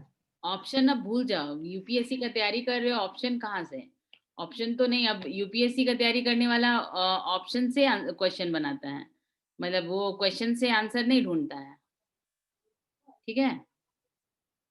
अब ऑप्शन नहीं मिलने वाला, और वैसे भी वो सर अभी टेस्ट लेते हैं ना, तो हम तो सर को बहुत बार मन करता है सर को बोलने का कि सर वो फिल इन द ब्लैंक्स वाला टेस्ट लीजिए, कि ऑप्शन रहे ही ना, लेकिन वो तो खैर तुम लोग को यूपीएससी के लिए प्रैक्टिस करवाते हैं, तो वहां पे तो कंफ्यूजन भी क्रिएट करना ज्यादा जरूरी है। अच्छा ठीक है, ये तीनों याद रख लोगे। पहला क्या है, हेलो, कंफ्यूजन क्रिएट नहीं होता है, पर होगा होगा होगा थोड़ा, स्ट्रेट रहता है। हाँ होगा, थोड़ा रुक जाओ, अभी कंफ्यूजन क्रिएट होगा। कुछ कुछ वैसा टॉपिक नहीं, मतलब जैसे पॉलिटी में मिलता है वैसा टॉपिक, लेकिन एक्चुअली कंफ्यूजन इसलिए नहीं क्रिएट हो पाता है ना अभी फिलहाल, क्योंकि तुम लोग को लिमिटेड पोर्शन में पढ़ के देना होता है, ठीक है। लिमिटेड पोर्शन मतलब तुम लोग को 100 पेजेस मिला और उसी में तुम लोग को आंसर करना होता है। और यूपीएससी में कंफ्यूजन इसलिए क्रिएट होता है क्योंकि उससे रिलेटेड, अब सपोज हम एग्जांपल दे रहे हैं, जैसे 356 आया ना, 356 का जो न्यूज आया था पिछले बार, आया था ना, आया था हाँ ना? मैम। हाँ, तो उसमें कंफ्यूजन क्रिएट हो जाता, जैसे कि अगर उसमें बाकी सब एंगल्स लेके आ जाते, जैसे बेसिक फीचर्स लेके आ जाते, या फिर सीएम का कुछ रोल लेकर के आ जाते, या कुछ भी, तो वो ऑटोमेटिकली कंफ्यूजन क्रिएट हो जाता है। जैसे बेसिक फीचर वाला जैसे ही आएगा कोई भी क्वेश्चन, तो उसमें अगर केशवानंद भारती भी याद रहेगा, शंकरी प्रसाद भी याद रहेगा, गोलकनाथ भी याद रहेगा, तो वहां पे वो कंफ्यूजन क्रिएट होगा, ठीक है। जैसे कि एक बार एग्जाम दे दे पता चल जाएगा, हाँ, तो कंफ्यूजन क्रिएट यूपीएससी का एग्जाम। में यहाँ पे नहीं हो, मतलब अभी हम लोग नहीं वो हो रहा है, होगा निमेश, थोड़ा सा रुक जाओ, क्योंकि तुम लोग ज्यादा जब पढ़ लोगे ना, तो हम वो पीछे के साथ अगर रिलेट करके देंगे ना, तो बहुत कंफ्यूजन होगा, बहुत ज्यादा।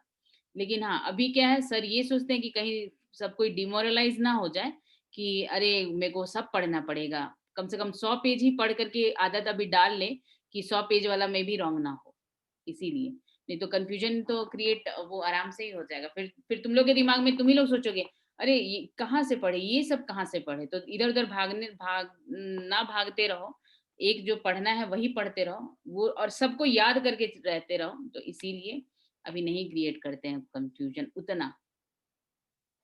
ठीक है, अभी देते रहो एग्जाम, पता चलेगा कि कंफ्यूजन हो रहा है कि नहीं। ठीक है, अच्छा हाँ, ये क्या है, हम क्या क्वेश्चन पूछ रहे थे, थोड़ा थोड़ा तो भूल ही गए हम। हाँ, तो ये फार्म लॉज। तीन फार्म बिल्स जो था, ये पहला है द फार्मर्स प्रोड्यूस, फिर नहीं, हाँ, the farmers produce trade and commerce और protection, sorry, promotion and facilitation act, ये पहला। दूसरा क्या था, the farms empowerment and protection, फिर प्राइस एश्योरेंस, ठीक है, द फार्मर्स प्राइस एश्योरेंस, और फिर उसके बाद था और क्या था, price farm services act. Farm services, हाँ, फार्म सर्विसेज एक्ट 2020, और फिर एसेंशियल कमोडिटी अमेंडमेंट एक्ट। ठीक है, तीनों वही है। द फार्मर, फिर से हम बोल रहे हैं, the farmers produce trade and commerce promotion and facilitation act 2020, the farmers empowerment and protection agreement on price assurance and farms services act 2020, और एसेंशियल कमोडिटी अमेंडमेंट एक्ट। तो इसमें जो था, जो सेकंड वाला है जिसमें प्राइस एश्योरेंस था, इसमें कॉन्ट्रैक्ट फार्मिंग का बात आ रहा था। तो इसमें ये बात बोला है कि रिलायंस जो है, रिलायंस इंडस्ट्री लिमिटेड, ये बोला है कि ये मतलब एक बात उठाया, बोला कि लोगों से ये अपील किया है, लोगों से क्या मतलब, इवन मतलब प्ली की, मतलब हरियाणा कोर्ट में पिटीशन डाला है, हरियाणा और पंजाब हाई कोर्ट में, कि मतलब और गुजारिश किया कि गवर्नमेंट अथॉरिटीज को इंटरवीन करना चाहिए।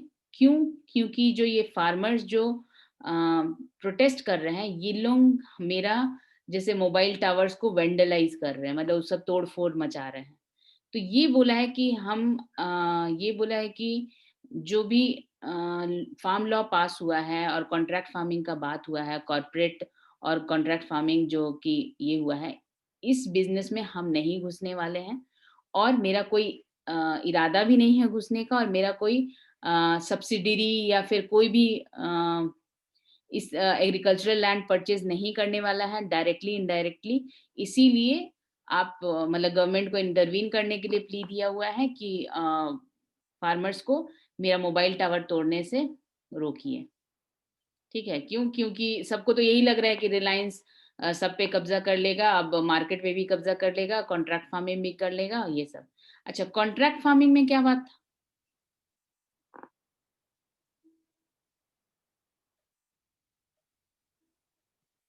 हाँ निमेश बोलो। एक पर्टिकुलर अग्रीड अमाउंट पे फार्मिंग करना है पर्टिकुलर क्रॉप का। हाँ, इसमें दो बात है। ठीक है, एक मिनट, हम थोड़ा थोड़ा बोल लीजिए जो हमको बोलना था। इसमें क्या है, अग्रीमेंट क्या था, दो तरह का था, एक फ्लेक्सिबल था, ठीक है, और दूसरा क्या था, दूसरा ये था कि कॉन्ट्रैक्ट फार्मिंग में अग्रीमेंट क्या था, एक तो प्राइस एश्योरेंस था, जो भी हो, और इसमें दो मॉडल था, एक तो फिक्स प्राइस मतलब प्री फिक्स प्राइस, और दूसरा था फिक्स प्लस फ्लेक्सिबिलिटी होना चाहिए, जिसमें कि मिनिमम अश्योर्ड प्राइस तो मिलेगा लेकिन मार्केट के हिसाब से फ्लेक्सिबल रहेगा। ठीक है, दो तरह का था कॉन्ट्रैक्ट फार्मिंग में। ठीक है, तो इसी पे ये रिलायंस वाला न्यूज आया हुआ था कि वो बोला कि मेरा कोई इरादा नहीं, इसीलिए मेरा तोड़फोड़ करना मतलब बंद करे, और फिर गवर्नमेंट को बोला है इसमें ये करने के लिए, इंटरवीन करने के लिए। अब आते हैं, अच्छा, हाई कोर्ट एक फार्म लॉज पे क्लास ले लीजिए। अच्छा, हम ले लेंगे, ले ही लेंगे। मेन तो नेटवर्क मेरा साथ नहीं देता है, कल तो पता नहीं क्या हो गया था, वो अजीब सा लगता है, कोई स्विच ऑफ कर दिया था ना क्या, वो तो हो ही नहीं रहा था। आज तो अच्छा ही खासा हो रहा है, अभी तक तो डिस्टर्ब नहीं हुआ है, और कल तो ऑफ ही हो गया था कि वो क्लास लग ही नहीं, मतलब हो ही नहीं रहा था, ना मेरा आवाज भी नहीं जा रहा था और हम क्लास भी नहीं कर पा रहे थे, वो भी नहीं हो रहा था। ठीक है, देखते हैं, हम ले लेंगे। कल तो टेस्ट है तुम लोग का, तो कल तो कोई हम लेंगे भी तो कोई पढ़ोगे नहीं, सब तो वो बंद करके घर में बैठे रहोगे, तो इसलिए कोई फायदा नहीं। हम नेक्स्ट उसके बाद जैसे सर का क्लास होगा ना दिन में, अभी तो फिर हम अभी तो बाहर से ही क्लास लेना होगा हमको, तो हम ले लेंगे एक दिन क्लास। वो बहुत बड़ा आर्टिकल है, बहुत बड़ा, करीब 6 पेज का आर्टिकल है। अगर जिस दिन भी हम लेंगे कॉपी पेन लेके बैठना, वो फिर उसके बाद फार्म बिल पे कोई कंफ्यूजन नहीं होगा तुम लोग को कभी भी। ठीक है, आगे देखते हैं। एक बॉम्बे हाई कोर्ट का औरंगाबाद बेंच एक मतलब अलाउ की है ट्रांसजेंडर को कि उन लोग विलेज पंचायत इलेक्शन कंटेस्ट कर सकता है, कैसे मतलब कर सकते हैं, तो उन लोगों को विमेन कैटेगरी में, ठीक है, विमेन कैटेगरी में लेकर के और फिर उसके बाद पंचायत इलेक्शन लड़ सकते हैं। ये बोला है कि मतलब वो दलील ये दिया हुआ है कि ऐसे मतलब such persons have the right to self perceived gender identity, ठीक है। तो इसमें वही है, सिंगल जज बेंच था, रविंद्र गुगे, वो अलाउ किया। मतलब ये पिटीशन फाइल हुआ था अंजलि गुरु संजना जान, जो कि 31 दिसंबर 2020 एक ऑर्डर पास हुआ था। एक रिटर्निंग ऑफिसर था जो कि उसका नॉमिनेशन को रिजेक्ट कर दिया था, ठीक है। वो ग्राम पंचायत के इलेक्शन लड़ने के लिए नॉमिनेशन करने गई थी वो जलगांव डिस्ट्रिक्ट में, तो वो नॉमिनेशन रिजेक्ट कर दिया था। तो इसमें बोला कि वो उसमें वो चूज की थी कि हम फीमेल मतलब फीमेल जेंडर करके चूज किया हुआ था, ठीक है। तो और फॉर्म सबमिट किए, तो उसके बाद और वो मतलब वहाँ जो था ना वो रिजर्व फॉर वुमेन्स था, जनरल कैटेगरी मतलब रिजर्व फॉर वुमेन्स, तो इसीलिए वो उसको रिजेक्ट कर दिया। तो बोला कि ये बोला कि ट्रांसजेंडर को मतलब there was no transgender category, मतलब उस विलेज, मतलब फिर से हम बोल रहे हैं उस विलेज में ना विमेन के लिए रिजर्व था, तो बोला कि यहाँ पे ट्रांसजेंडर के लिए कोई सीट ही नहीं है इस पंचायत से लड़ने के लिए। तो फिर हाई कोर्ट ये दलील दिया कि पर्सन मतलब वो जो ट्रांसजेंडर है अपने आप को मेल बोले या फीमेल बोले, ये उसका अधिकार है, राइट है, ठीक है। तो इसीलिए वो अगर फीमेल बोल करके वो पंचायत इलेक्शन लड़ रहा है तो वो उसको अधिकार है लड़ने का, ऐसे करके ये बात उठा है।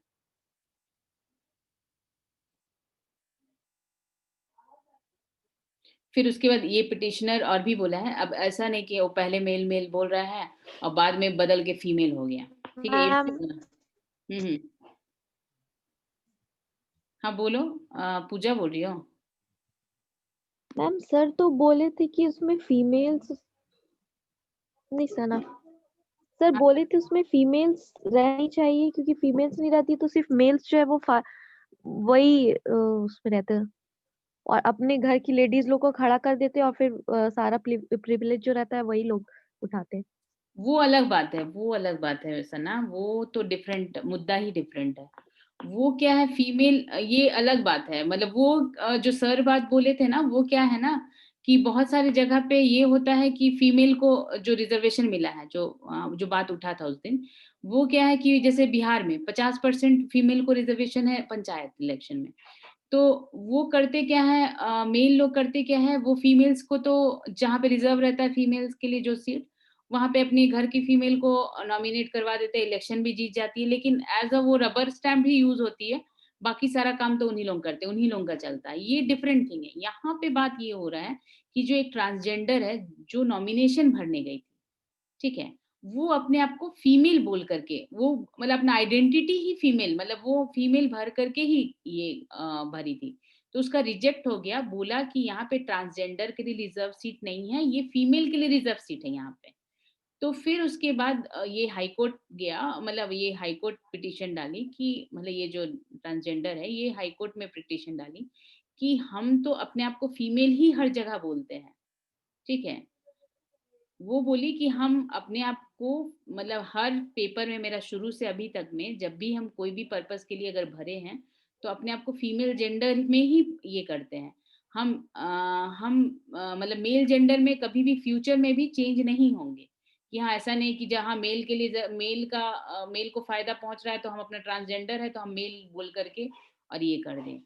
तो यही तो वही जो कोर्ट बोली है, हाँ ठीक है, वो उसका राइट है कि वो अपने आप को फीमेल अगर बोल रही है तो उसका राइट है उसको अपने आप को फीमेल बोलने का, ऐसा फीमेल बोल करके वो नॉमिनेशन भरने का, यही है, ठीक है। और वो भी है यूनियन गवर्नमेंट जो यस ट्रांसजेंडर मैम, वो प्रोटेक्शन राइट है। हाँ बोलो बोलो। हम ट्रांसजेंडर नहीं सुने थे, आवाज कट गई थी आपकी, तो हमको लगा कि वो मेल के बारे में आप बात नहीं कर नहीं, रही थी। मेल में ट्रांसजेंडर, ठीक है। तो एक जो यूनियन गवर्नमेंट का एक transgender persons protection right act भी है 2019 का, जिसमें कि ट्रांसजेंडर पर्सन को ये राइट है, उन लोगों को ये परमिशन दिया गया है कि वो सेल्फ परसीव्ड जेंडर आइडेंटिटी, मतलब वो खुद से अपने आप का आइडेंटिटी उन लोगों को बोलने का अधिकार है, ठीक है। वो क्या परसीव कर रहे हैं वो बोलने का उन लोगों का अधिकार है।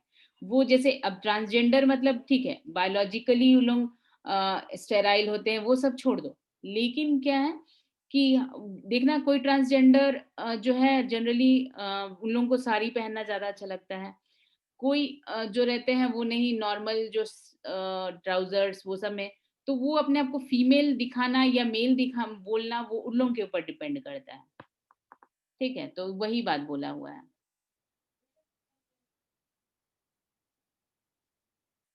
वही है कि वो पंचायत में वो फीमेल जेंडर वो सेल्फ परसीव्ड है, और ये भी बात बोली कि हम लाइफ टाइम मतलब अपना स्विच नहीं करेंगे, मतलब मेल में मेल ऐसा नहीं कि कहीं पे जहाँ मेल को फायदा हो रहा मेल जेंडर बन जाएंगे, ठीक है। तो बस वही है। फिर लोन ऐप वाला, लोन ऐप जो केस था, तो लोन ऐप में अभी हैदराबाद एडिशनल कमिश्नर पुलिस बोला है कि गूगल को कि सारा जो लोन ऐप है उसको बंद करने के लिए, और ताकि वो जो बोरोअर को जो डिफेम कर रहा था वो सब खत्म हो, ठीक है। वो हम लोग पढ़े थे ना कि मेल वो क्या लोन दे रहा था हाई, मतलब बहुत ज्यादा इंटरेस्ट में, और घर में फोन कर करके लोन दे रहा है, और लेकिन फिर बाद में क्या हो रहा था कि उसको मतलब जैसे जैसे दिन बीत रहा था तो फिर उसके बाद उसको हरास भी कर रहा था, उसका फैमिली मेंबर्स का भी नंबर ले उन लोगों के पास आ जाता था, और फिर उन लोगों को भी डिफेम करने का काम कर रहा था। अब आ जाते हैं, यहाँ पे है एक ये एक न्यूज है कि एक्सपर्ट सजेस्ट कर रहे हैं कि कैसे जो बर्ड्स हैं जो फ्लाइट्स को नुकसान पहुंचाते हैं उसको कैसे कम किया जा सकता है, how we can reduce the hazards posed by birds on flights.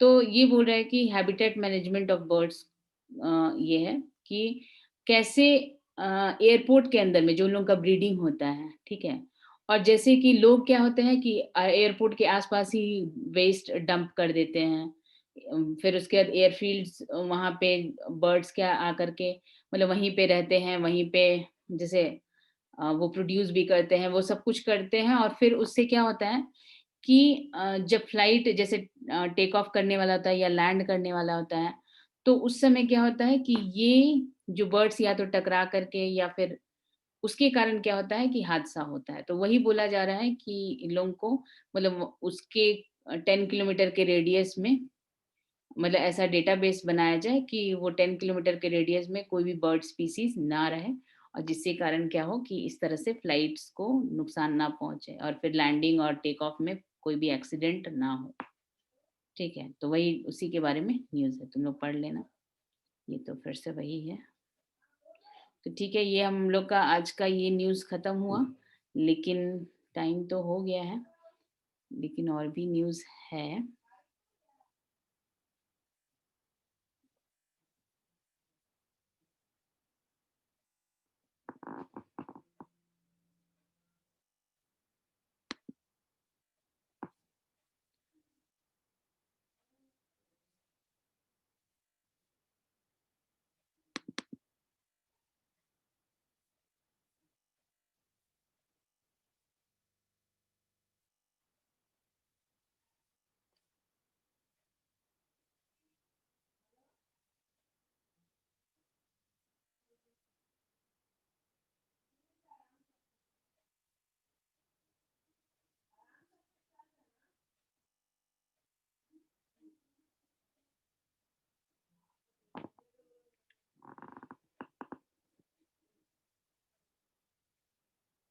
अच्छा तुम लोग बताना ये शेयर हुआ है कि नहीं।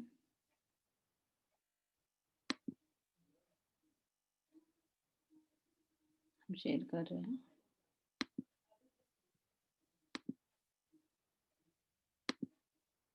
चलो यहाँ पे एक और न्यूज़ है, ये बस 2-4 और न्यूज़ है। ये क्या है, एम्ब्रेसिंग एनर्जी एफिशिएंसी। तो ये एक न्यूज़ है, electricity rights of consumer rules 2020। तो इसमें इसका हम जस्ट एक रक्स टाइप का बता दे रहे हैं। इसमें रूल ये दिया हुआ है कि uniform performance standard for power distribution companies discom. तो इसमें क्या है कि कंज्यूमर को भी कंपनसेशन मिले जो कि इन केस ऑफ वायलेशंस। तो इसमें क्या है कि इंडियन जो डिस्कॉम कंपनीज कौन है, जो डिस्ट्रीब्यूशन कंपनीज है, ठीक है। तो उसमें क्या है कि उन लोगों को फाइनेंसेस का बहुत प्रॉब्लम हो रहा है। तो फाइनेंसेस का मतलब पेमेंट्स ड्रॉप हो रहा है। तो इसमें एक तो कंज्यूमर जो है वो स्ट्रगल कर रहा है कि उन लोगों को बिल्स बहुत ज़्यादा हो रहा है, और फिर उसके बाद क्योंकि उन लोगों का कंजम्पशन ज़्यादा हो रहा है, और कंजम्पशन ज़्यादा हो रहा है, और उन लोग क्या है कि बहुत ज़्यादा उन लोगों को बिल भी देना पड़ रहा है। और इलेक्ट्रिक कंपनीज का क्या है कि उन लोग उतना इलेक्ट्रिसिटी प्रोड्यूस करके उन लोगों तक अवेलेबल करवाना भी उन लोगों के लिए प्रॉब्लम हो रहा है, डिस्कॉम कंपनीज जो है, ठीक है। अफोर्डेबल रेट में जो उन लोगों तक पहुंचा पाए वो भी एक प्रॉब्लम है। तो बोला ये जा रहा है कि ये दोनों को अगर ये करना है, मतलब दोनों को अगर बैलेंस करना है, तो वैसा होना चाहिए कि एनर्जी एफिशिएंसी अप्लायंसेस यूज किया जाए। कि ये एक तो एनर्जी एफिशिएंसी अप्लायंसेस यूज करेगा, तो जैसे कि बिल भी कम उठेगा, और जो डिस्कम कंपनीज है उन लोगों को भी मतलब उतना एनर्जी प्रोड्यूस करने का जरूरत नहीं है, और उन लोग भी उन लोगों को एनर्जी प्रॉपर वे में वो सप्लाई कर सके। तो जैसे क्या है कि जैसे कि अभी एलईडीज लैंप वो सब जो है, तो वो अगर कम कंज्यूम करेंगे तो कम इलेक्ट्रिसिटी उन लोगों को जरूरत पड़ेगा, और डिस्कम कंपनीज मतलब वही मतलब अफोर्डेबल रेट में और उन लोगों को सप्लाई कर पाएगी। तो इसी को लेके न्यूज़ है, बाकी तुम लोग पढ़ना। बाकी सब डेटा है कि हाँ कैसे कैसे क्या क्या करना है। और ये भी बात बोला है कि स्टेट जो गवर्नमेंट है और डिस्कॉम्स है, रिटेलर्स है, उन लोगों को चाहिए कि जो कि मास अवेयरनेस पहुंचाए कि वो लोग एनर्जी एफिशिएंट जो अप्लायंसेस है वो यूज करें। उसी तरह इसीलिए ना उजाला स्कीम ये लाया गया, जिसमें कि एलईडी डिस्ट्रीब्यूट किया गया, जिससे क्या हुआ कि एनुअल जो उन लोगों का एनर्जी कंजम्पशन है वो घटेगा। अगर एनर्जी कंजम्पशन घटेगा तो एनर्जी कम प्रोड्यूस करना पड़ेगा, जिससे क्या होगा, कार्बन एमिशन भी कम होगा। तो ये सब एनर्जी एफिशिएंट अप्लायंस यूज करने पे पावर सप्लाई भी ज्यादा रहेगा। क्यों? क्योंकि डिस्कम कंपनीज में पावर सप्लाई वो नहीं दे पाते, एनर्जी पावर उतना है ही नहीं तो नहीं दे पाते। तो इधर जैसे एक एरिया का कट करते हैं तो दूसरा एरिया में फिर वो देते हैं। तो ये क्या होगा, फिर 24/7 इलेक्ट्रिसिटी दे पाएंगे उन लोग। उसी को लेके न्यूज था। एक है ड्राई रन। ये ड्राई रन क्या है ना कि ये एक जस्ट एक एडमिनिस्ट्रेटर जैसे कोविड-19, ठीक है, कोविड-19 के लिए अभी वैक्सीन का जो बात हो रहा है, तो ड्राई रन क्या है, ये जस्ट टेस्ट है। जैसे कि हम लोग रिहर्सल करते हैं ना कोई भी काम करने का, जैसे कोई ड्रामा, अगर स्टेज पे कोई ड्रामा परफॉर्म करना पड़े तो उससे पहले रिहर्सल करते हैं कैसे कैसे क्या क्या होगा। तो बस यही कोरोना वायरस का वैक्सीनेशन प्रोसेस फील्ड में कैसे होगा, उसी का एक मतलब रिहर्सल टाइप का है, ठीक है। कैसे कि हाँ यहाँ से वैक्सीन कितने लोग लेकर के जाएंगे, वहां पे कौन रिसीव करेगा, कैसे कैसे लोग बैठे हुए रहेंगे, कैसे वैक्सीनेशन प्रोसेस होगा, कहाँ पे स्टोरेज होगा, मतलब इस तरह से ये एक रिहर्सल है, यही है ड्राई रन, ठीक है। कि कैसे वो इंजेक्शन दिया जाएगा, मतलब हर एक प्रोसेस को रिहर्स करना यही है, ठीक है। अब आते हैं वियतनाम, एक बिजनेस न्यूज है। वियतनाम इंडियन राइस पहला टाइम, मतलब डेकेड्स हो गया, तो इसमें पहला टाइम वो एक्सपोर्ट किया है, मतलब sorry, Vietnam the world's third biggest exporter of rice, ठीक है। ये क्या है,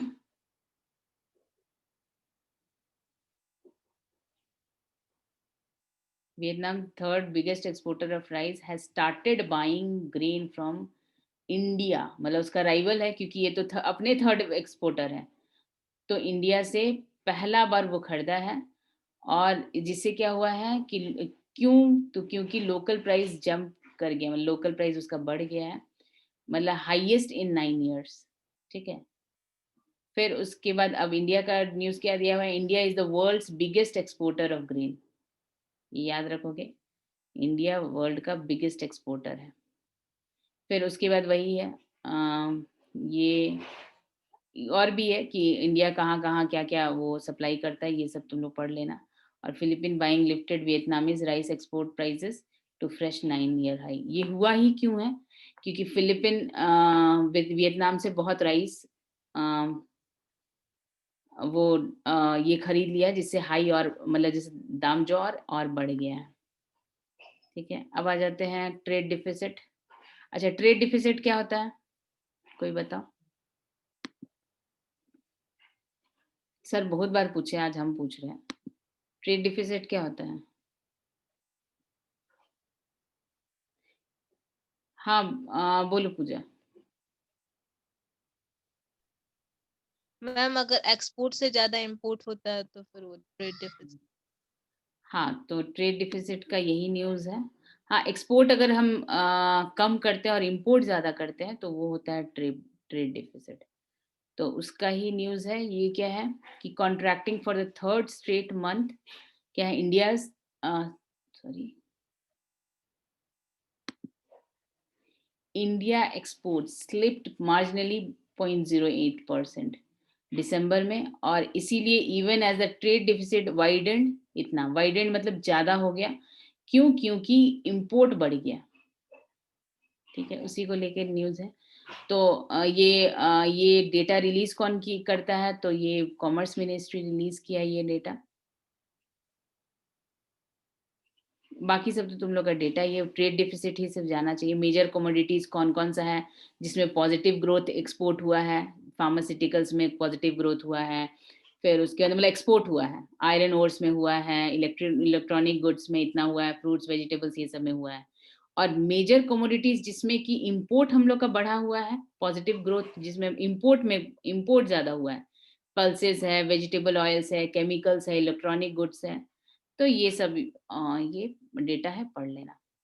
अब आते हैं स्पेक्ट्रम ऑक्शन का। तो डिपार्टमेंट ऑफ टेलीकम्युनिकेशन, ये अच्छा न्यूज़ है।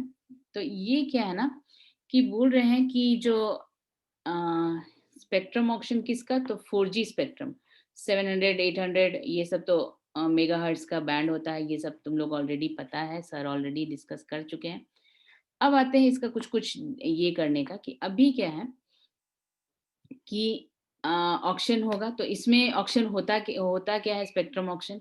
तो इसमें यूनियन गवर्नमेंट पब्लिकली जो एसेट है, ये स्पेक्ट्रम है, उसको बिडिंग के लिए वो छोड़ करती है, और वो ज्योग्राफिकल बाउंड्री में ही होता है, जो एयरवेव्स। ठीक है, अब क्या है, इसमें बोला जाता है कि जो ऑक्शन होता है ये हमेशा के लिए नहीं, मतलब अगर वो कोई ऑक्शन करके खरीद ले, जैसे कि अगर 700 मेगाहर्ट्ज का हम दाम लगाएं और हम वो खरीद लें।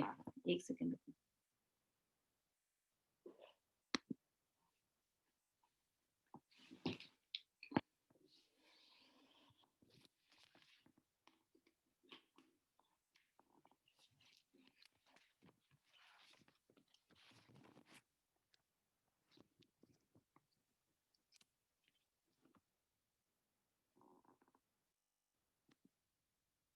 हाँ, तो अगर वो ऑक्शन हो और हम खरीद ले, तो ये हमेशा के लिए नहीं होता है, ये जो होता है सर्टेन पीरियड के लिए होता है, और जिसका वैलिडिटी जनरली 20 साल में लैप्स हो जाता है।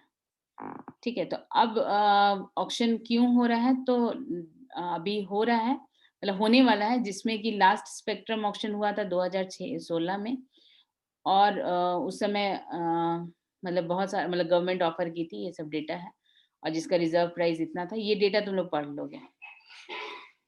तो अब क्या है, अभी ऑक्शन हो ही क्यों रहा है, कोई बताएगा? अभी हम बोले कि ऑक्शन होता है, तो अभी क्यों हो रहा है ऑक्शन? हाँ निमेश बोलो।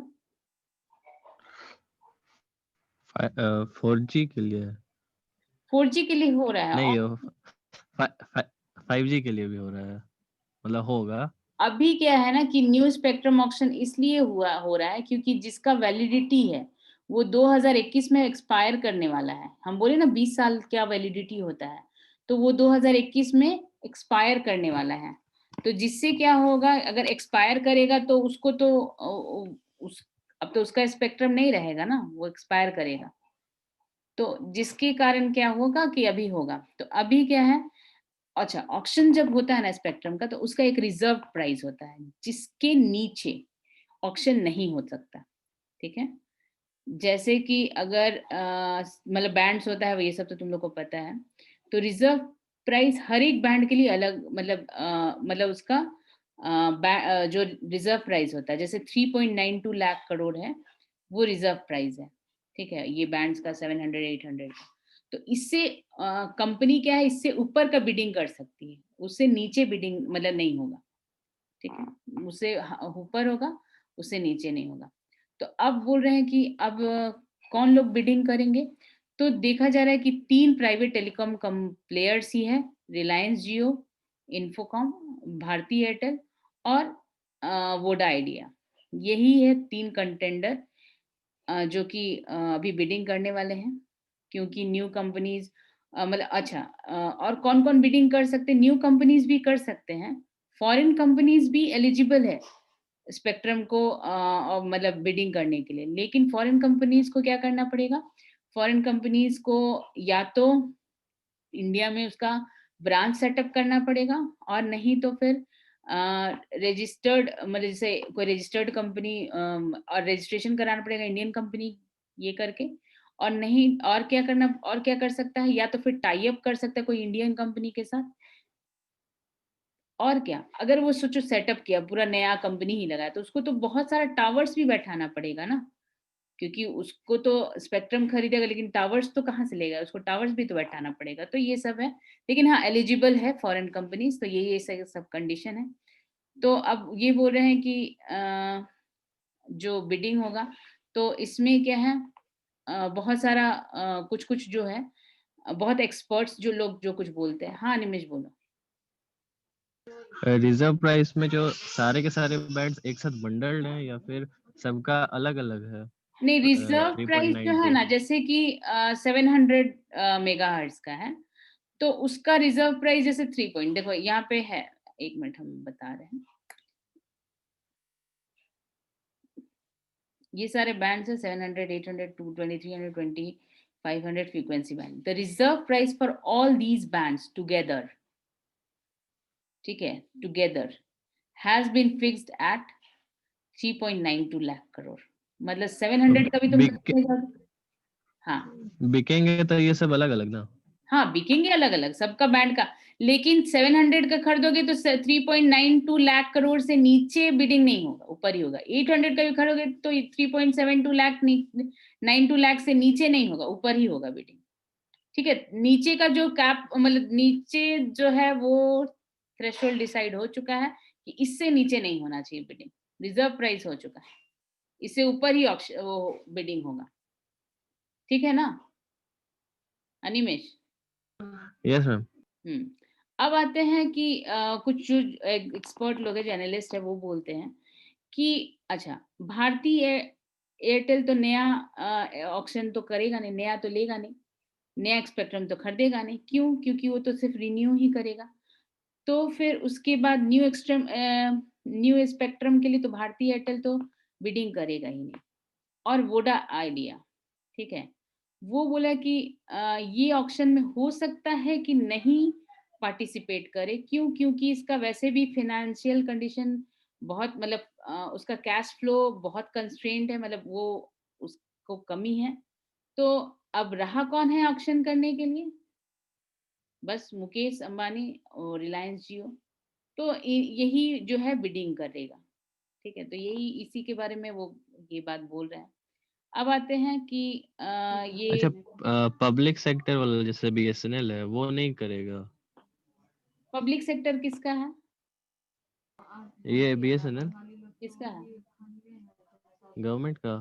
गवर्नमेंट अपने आप को बेच देगा। तो वैसा तो होता ही है ना, कंपनी टेक ओवर जैसे होता है तो टेक ओवर करेगा दूसरे तब ना।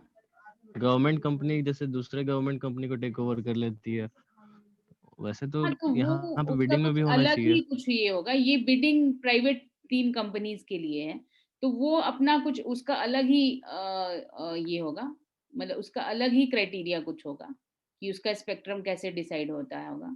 क्योंकि अब ऑब्वियस सा बात है, जैसे अगर गवर्नमेंट ओन्ड है, ठीक है, गवर्नमेंट का ही दोनों है, और 100% अगर गवर्नमेंट ओन्ड है, दोनों दोनों गवर्नमेंट का ही सब कुछ है, तो उसका वो मतलब टावर्स वो बैठाने के लिए वो ये हो सकता है, लेकिन वो स्पेक्ट्रम के लिए तो हमको नहीं लगता है कि स्पेक्ट्रम का वो बिडिंग करेगी।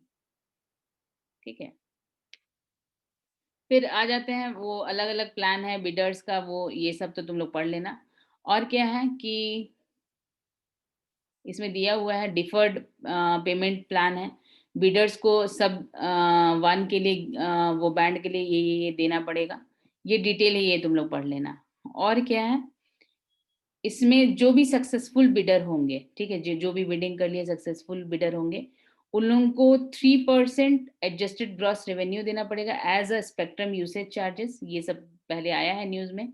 और एक्सक्लूडिंग वायरलाइन सर्विसेज। अच्छा, अब आ जाते हैं और क्या बात है।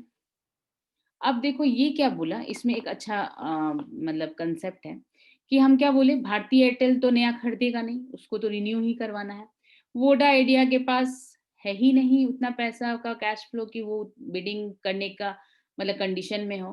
मतलब बिडिंग मतलब क्या होता है, जो ज्यादा दाम देगा वो उसको देगा, उसी टाइप से होता है ना। तो मुकेश अंबानी एक बचा। तो यहाँ पे क्या है, अच्छा हम लोग जो इकोनॉमी पढ़ते हैं, तो उसमें होता है कि बायर्स होता है, सेलर्स होता है, ठीक है। तो जहां पे, अच्छा यहाँ पे पूछेंगे हम क्वेश्चन, थोड़ा तुम लोग भी सोचो। अच्छा, हम जैसे हम खरीदने गए, ठीक है, कोई सामान, और मेरे साथ मतलब बहुत है, मतलब वहां पे जो खरीदने गए ना, तो वहां पे दुकान भी बहुत है, और नहीं, दुकान एक ही है, और खरीदने वाले बहुत है, ठीक है। तो वहां पे दाम कौन डिसाइड करेगा, ये बताओ। मतलब किसका दाम ज्यादा चलेगा, मतलब कि उतना दाम फिक्स कौन करेगा, मतलब दाम कौन फिक्स करेगा, बायर्स फिक्स करेगा या सेलर्स फिक्स करेगा, मतलब मेरा पूछने का मतलब ये है। भारती बोलो। बायर दीदी।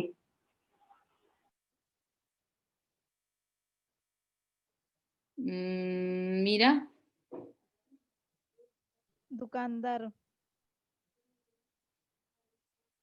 अच्छा, पूजा। मैम ये वहां पे तो अच्छा, मतलब हम बहुत सारे एक काम करें, इसको हम चेंज कर रहे हैं, हम फिर से पूछेंगे। हम इसको चेंज करें, फिर से तुम लोग सोच के बताना। जैसे बहुत सारे बायर्स भी है, बहुत सारे सेलर्स भी है, यहाँ पे कॉस्ट कौन डिसाइड करेगा। हाँ निमिष बोलो। यहाँ पे बायर्स हैं जिनके चलते कॉस्ट डिसाइड होगा। ठीक है, हाँ, मतलब इसमें क्या है ना कि दोनों दोनों मतलब बैलेंस ही हो जाता है, ठीक है, मतलब उतना ज्यादा डिपेंड नहीं करता है। अब फिर से बोल रहे हैं, एक ही सेलर है और बहुत सारे बायर है, यहाँ पे कौन डिसाइड करेगा। एक ही सेलर है, मतलब एक ही दुकान में मिल रहा है और बहुत सारे बायर हैं। हाँ तूफा बोलो। सेलर। यहाँ पे सेलर डिसाइड करेगा। अब आ जाते हैं, सेलर बहुत सारे हैं और एक ही बायर है। हाँ मीरा। बायर। हाँ बायर, ठीक है, उस समय भी तुम सही बोली थी, लेकिन फिर भी हम समझाने के लिए फिर से रिपीट किए। यहाँ पे बायर डिसाइड करेगा। तो ये क्या हो रहा है कि यहाँ पे देख लो, खरीदने वाला एक ही, ऑक्शन करने वाला एक ही है, मुकेश अंबानी वाला जो रिलायंस ग्रुप है।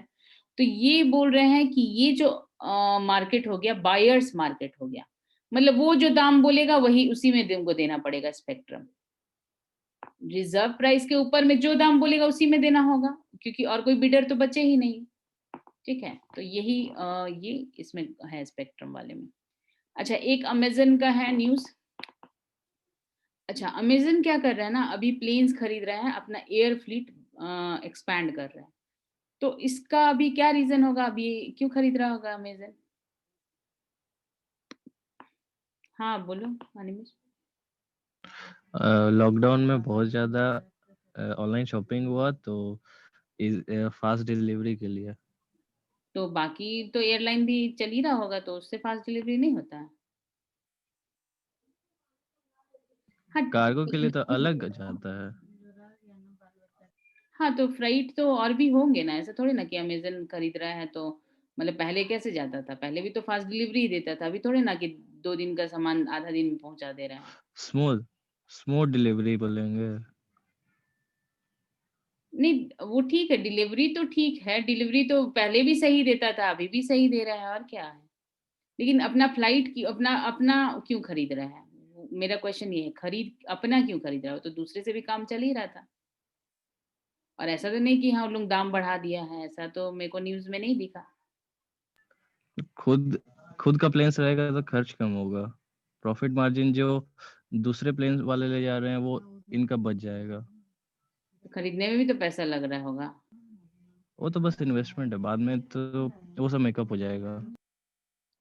ठीक है, तुम एक चीज तो सही बोले कि हाँ, इसमें जो बहुत कंक्रीट जो बात है वो 2 बात है।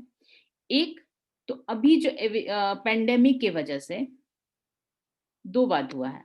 पेंडेमिक के वजह से जो एविएशन सेक्टर है, ठीक है, वो बहुत जो एविएशन सेक्टर में बहुत कमी आया, मतलब लोगों को देखा जाए तो लोगों को ये हुआ है, मतलब नुकसान हुआ है, ठीक है, एविएशन सेक्टर को। तो उन लोग क्या कर रहे हैं, वो अपना प्लेन्स को बेच रहे हैं, तो कम दाम में अमेजन को प्लेन मिल जा रहा है, क्योंकि एविएशन सेक्टर से वो बाहर निकलना चाह रहे हैं जो भी कंपनीज। तो उन लोगों को क्या है, कम दाम में प्लेन्स मिल जा रहा है, प्लेन्स जो भी हो, लीज का टाइम और जो भी हो, उन लोग कम दाम में मिल जा रहा है। तो अमेजन को क्या हो रहा है, कम दाम में मिल जा रहा है। दूसरा साइड, अभी पेंडेमिक की वजह से क्या हो रहा है, पेंडेमिक की वजह से लोग ऑनलाइन शॉपिंग ज्यादा कर रहे हैं, मतलब ऑनलाइन पे ज्यादा डिपेंडेंट है। रिटेल जायंट जो भी है उन लोगों के वजह, उन लोगों पे नहीं, ऑनलाइन पे, तो ऑनलाइन शॉपिंग बढ़ गया है। तो ये भी है, इसीलिए उसका क्या है कि दोनों साइड से है, एक तो कम दाम में प्लेन्स भी मिल जा रहे हैं और ऑनलाइन शॉपिंग भी बढ़ गया है, इसीलिए ये दोनों तरफ से उसको फायदा है, और इसीलिए वो एयर नेटवर्क अपना बढ़ा रहा है। ठीक है, तो ये हो गया, इसीलिए वो 70 प्लेन्स वैसा कुछ खरीदा है। तो अब ये सारा न्यूज़ हो गया खत्म। अब कल तो टेस्ट है, ठीक है, तो फिर अभी इतना दूर में जिसको कोई डाउट है तो पूछो। हाँ हाँ निमेश बोलो। सर बोले थे क्लास लेंगे, वो होगा कि नहीं होगा? अच्छा, हम 1 मिनट हम बताते हैं कि हाँ सर का क्लास अभी होगा कि नहीं होगा। 1 सेकेंड रुको।